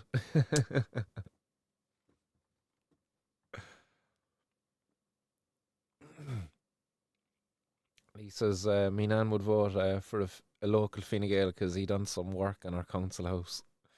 That was it, man. It was so easy. People are so easily bought, and they just don't realise. Oh, that was it, boy. Hit the step. Hit the step, Lee. What a laugh, boy.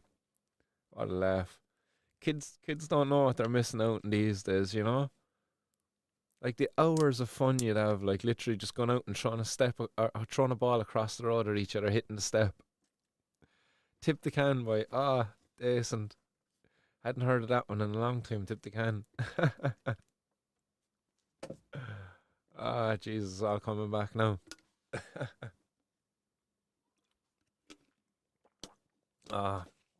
It's mad. It's funny enough now we're going through all the old games that we used to play. What's knock and dolly? Is that not knock run away, yeah? I can remember it started when we were really young being called knock run away. And then everybody started getting bells. Bells started becoming a thing. And before we kind of grew too old to play the game, Belfast became the name. You ring the bell and you run fast. But yeah, knock run away. Or knocka. Oh yeah. But yeah, it was as I say, I was dancing around the kitchen there earlier this morning with the kids, but before we were dancing around while we were eating the breakfast, there was a TV show, an old TV show I was watching. For some reason, the fucking intro of it just came into my head, and I was really trying to remember what the name of it was. Like I could think like of descriptions about the show. I was like thinking a dungeon, and there was monsters in the dungeon, and it was like a claymation, and there was a voice from upstairs. And next I came back by, I found it, Trapdoor. Anybody out there watch Trapdoor before? It was like a small, short cartoon. But yeah, I threw that on for the kids this morning, and they were glued to it. In fairness, like they sat down together, two of them drinking their tea and their breakfast, um, glued to it for about 20 minutes. Pingu and all those other ones as well. They've watched, but that was one I hadn't seen now in a long time. The Trapdoor. That was funny, like.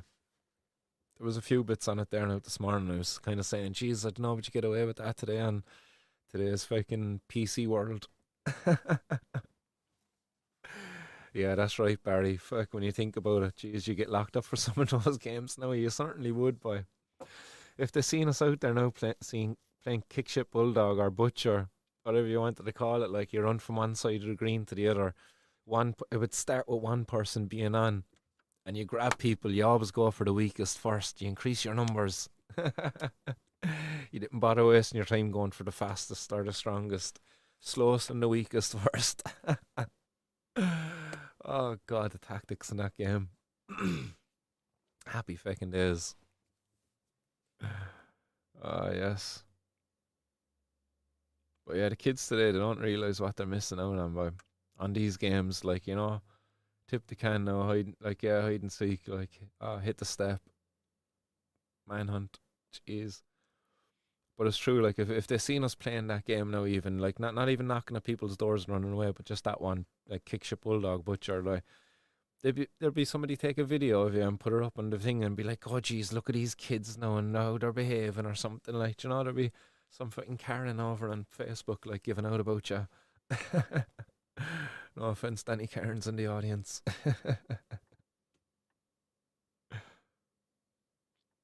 But yeah, slingshots. Oh jeez, man, slingshots. That was good crack. Remember getting my first slingshot by, and all I needed my slingshot by and a bottle. That was a slingshot and a bottle, and I was the happiest of boys for the day. Like I would just be going around, put my bottle up on top of different things and shooting it with my slingshot with a stone. Happy fucking days. I don't think I ever broke a window at my slingshot either. Definitely put my foot through a window as a kid. I remember doing that alright at one stage, but that was a different story. But never a slingshot and a stone. And the spud guns, yeah, the spud guns were good crack as well. I've actually gotten my kids spud guns. Yeah, they're still around. They're still around. Not as fun as I remember them.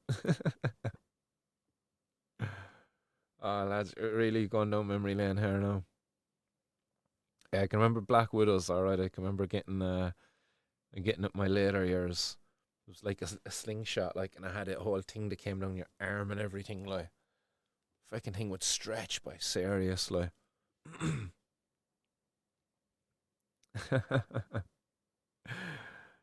Oh, by us Northsiders, but we only had those things for defence reasons, John. That was all. Protect ourselves from those Southsiders trying to come up and remove us from our position high in the hill.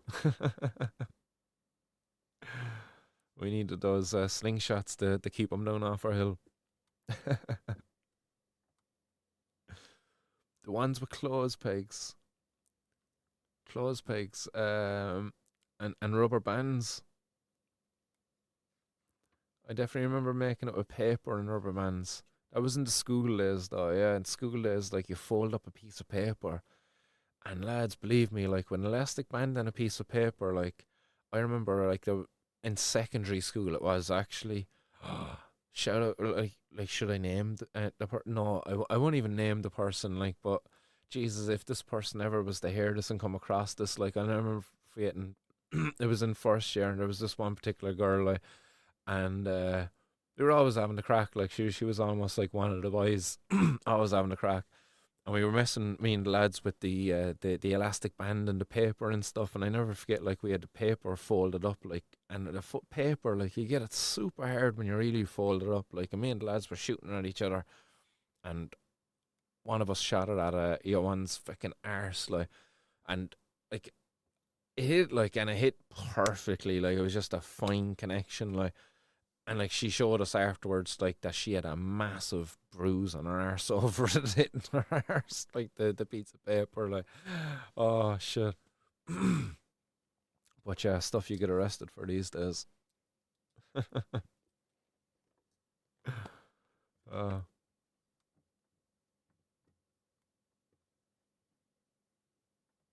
a gallybander, says Brendan Norris. Different names from all, alright, yeah. But they all did the same thing in the end. If they were in my hands, probably got me into trouble. uh,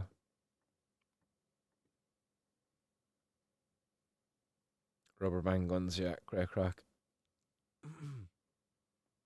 Conkers, yeah, that's true. Did you see there was an article there not too long ago?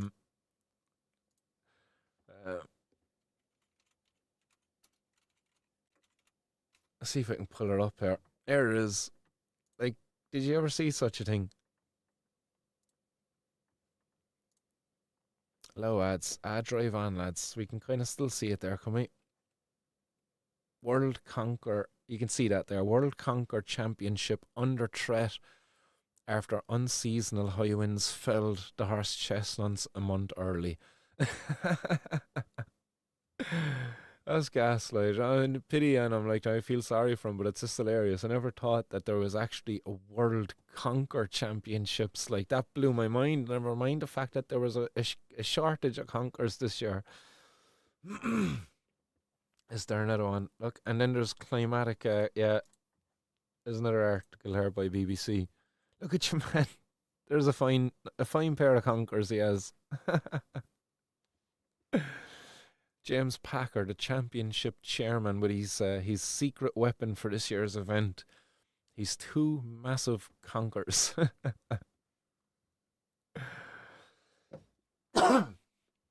Climatic conquer champs crisis conveniently clears. So fears of storms may cause havoc with unusual international sporting event has been put to rest. Oh, thank God. I went ahead. There was no problems, and they had their conquer thing. I'm sorry, no, lads. As we're here, look, we've got a couple of minutes there to the next 4:20. Let's see if we can find videos for this World Conquer Championships.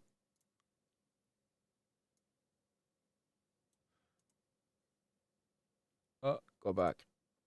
There we go. Copy this one. I should have just typed it. I'm such a lazy fecker. Videos. Let's have a look at this. Oh, these look good. All dressed up and everything from. I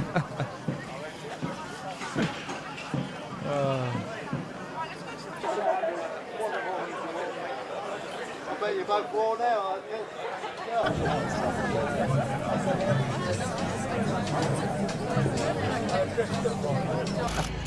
Yeah, come on, give me a real concentration. Yeah, definitely. The boys all into it, like. Well done. And the boys.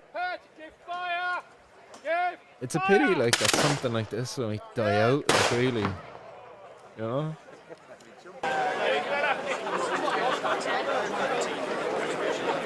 Like, really? It's like, I didn't know about this, like. The boys, like. Yeah, wank it. Oh, you made shit of it. Oh, you made shit of it. Oh, yeah, oh, that. He's got nothing left of his conquer. He hits it, he's going to lose it. I'd love to say there was quite a lot of luck involved, but actually we've got people who've won it 3 and 4 times, so there must be an element of skill involved. So it can't just be luck, but the conkers that you draw, you are allowed to reject them, but they've got to have something to do with it, and technique, I think, has got a lot to do with it. That's mad. And she's about to start playing Jacob Randy Marsh's Scrimshaw cousin. from West Yorkshire. Resplendent in a floral Did anybody else know that this was a thing, like? Oh,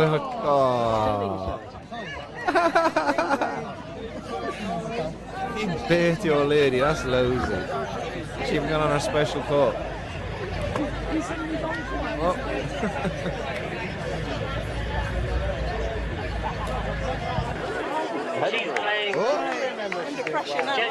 It's like, it's the World Championships too, like. That's mad. Not a good angle. Got your best side. Make my ears look big. Oh, she missed. Yeah, I used to play this back in the day as well, like.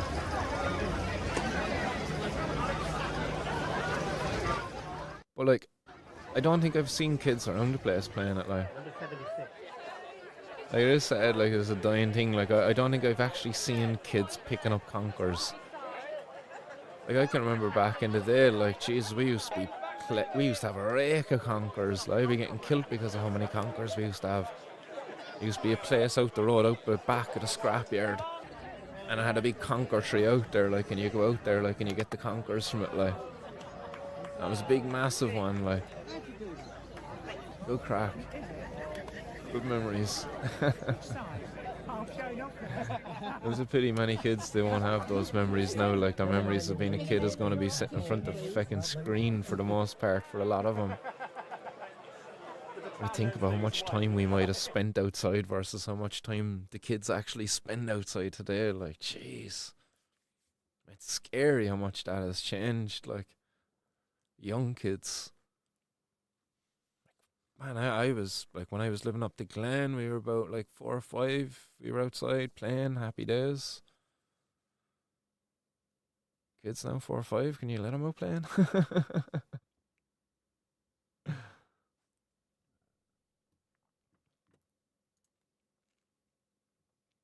Yeah, a whole lot, Lee. In certain regards, though, it has been maybe for the better, but in others, then it's scary. Like, you know, technology in one sense, it's has its benefits, but it's just scary to think of what it's doing. All right, to that younger generation. Now, even our generation, like even my generation, like we did have that interaction there with Bebo, like only for that brief period. Like, well, we were just at that age where you were just maturing, like sexually, I suppose. You were looking for like hookups and things. You were becoming more attracted, more interested in the opposite sex. So we did just have about that brief interaction. It was only very limited because it was hard to get onto the internet. Like, you had to be able to use internet at home. You know, you had to have a computer at home.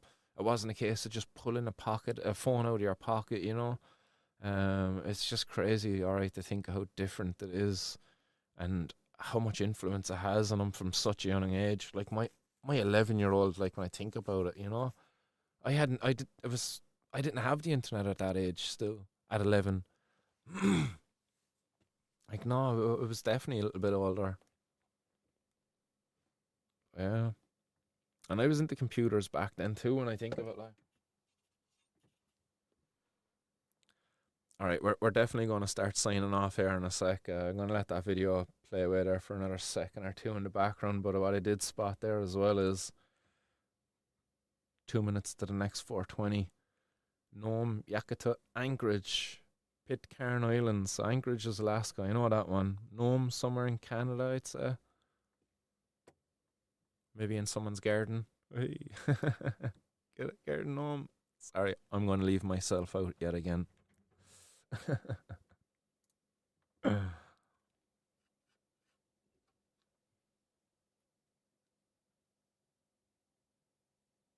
Right, this is the last ball of civil disobedience for the evening. I'll sign off at one last ball at 420 with y'all. But that's still mad, the Conkers thing. I never knew that was a thing. Lee, missed the 90s. Do you know what would be another thing I'd be really cool to campaign for, actually? I'd love to see a night sky appreciation night. A night where there's an active effort by cities around, like, the island of Ireland anyway, for one, to reduce light pollution for people to actually appreciate the night sky, and maybe do it maybe even once a month. You know, maybe if we were able to get good at it, if it was done in a way in which it actually didn't make our streets more dangerous or something, because if we were making them darker, maybe we can come up with some sort of special light that actually didn't produce light pollution on our night sky. Just would be something I'd love to do.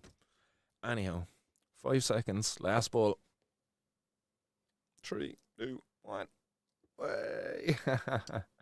Happy 420 to the Pitcairn, Anchorage, Norman, Yakutat.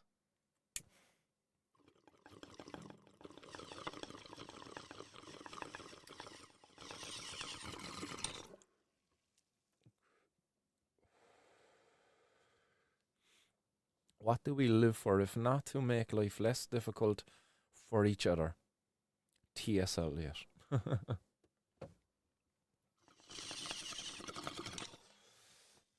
That's true in a sense, like not to make like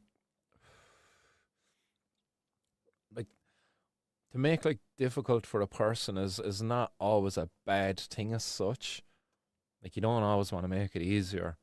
Like when you think about it, if training your friends Thai box, and you don't want to make it easier from, like, you know, you always want to be pushing them, like pushing them, you know. It's not easy. It's what's that saying?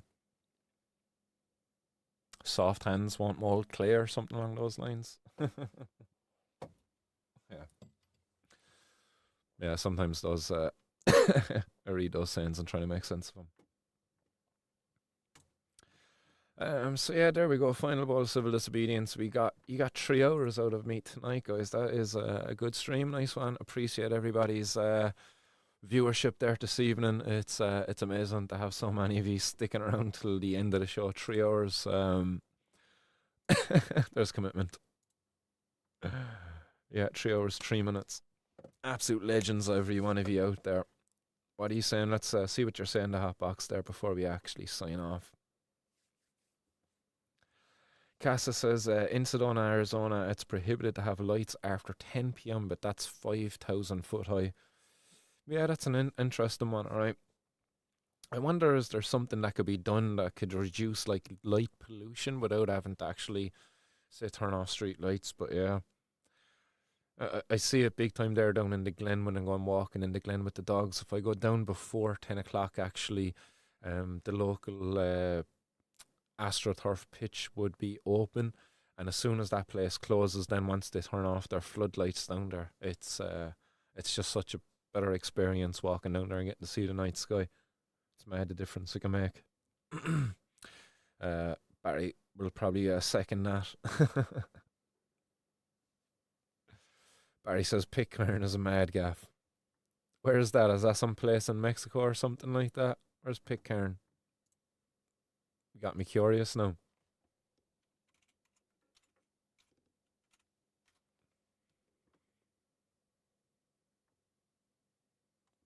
That's cool, gaff. All right, bye. That looks class, all right. Pitcairn Island, one of the least populated and most remote territories in the world. Well, there you go, guys. If you wanted to know what was the least populated and most remote territory in the world, there you go. Pitcairn Islands, Adamstown. And it has, look, the direction to all the other places around it on this little neat map. I'm glad you said that now, Barry, because I wouldn't have done that Google search if you didn't. Yeah, what's happening, Ja? We're just about to sign off there now, just saying our goodbyes. Just hit that last bowl of civil disobedience, as it was just 4:20 there in that place that's on the map there behind us, Pitcairn Island.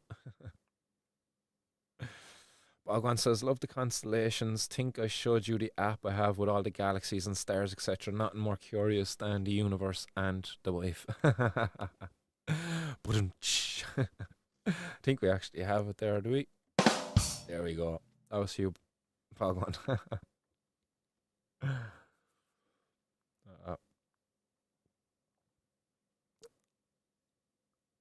These for device kid. What? What are you saying there, Mr. Finnegan?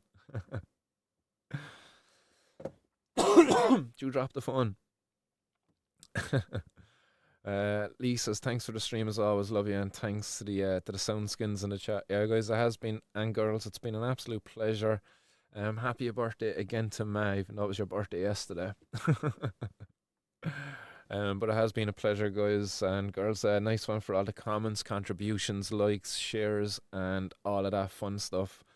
I will start saying goodbye because, as us Irish people do, we tend to have long goodbyes. Probably should have signed off about an hour ago, but I've been enjoying the crack with yourselves for a bit too much.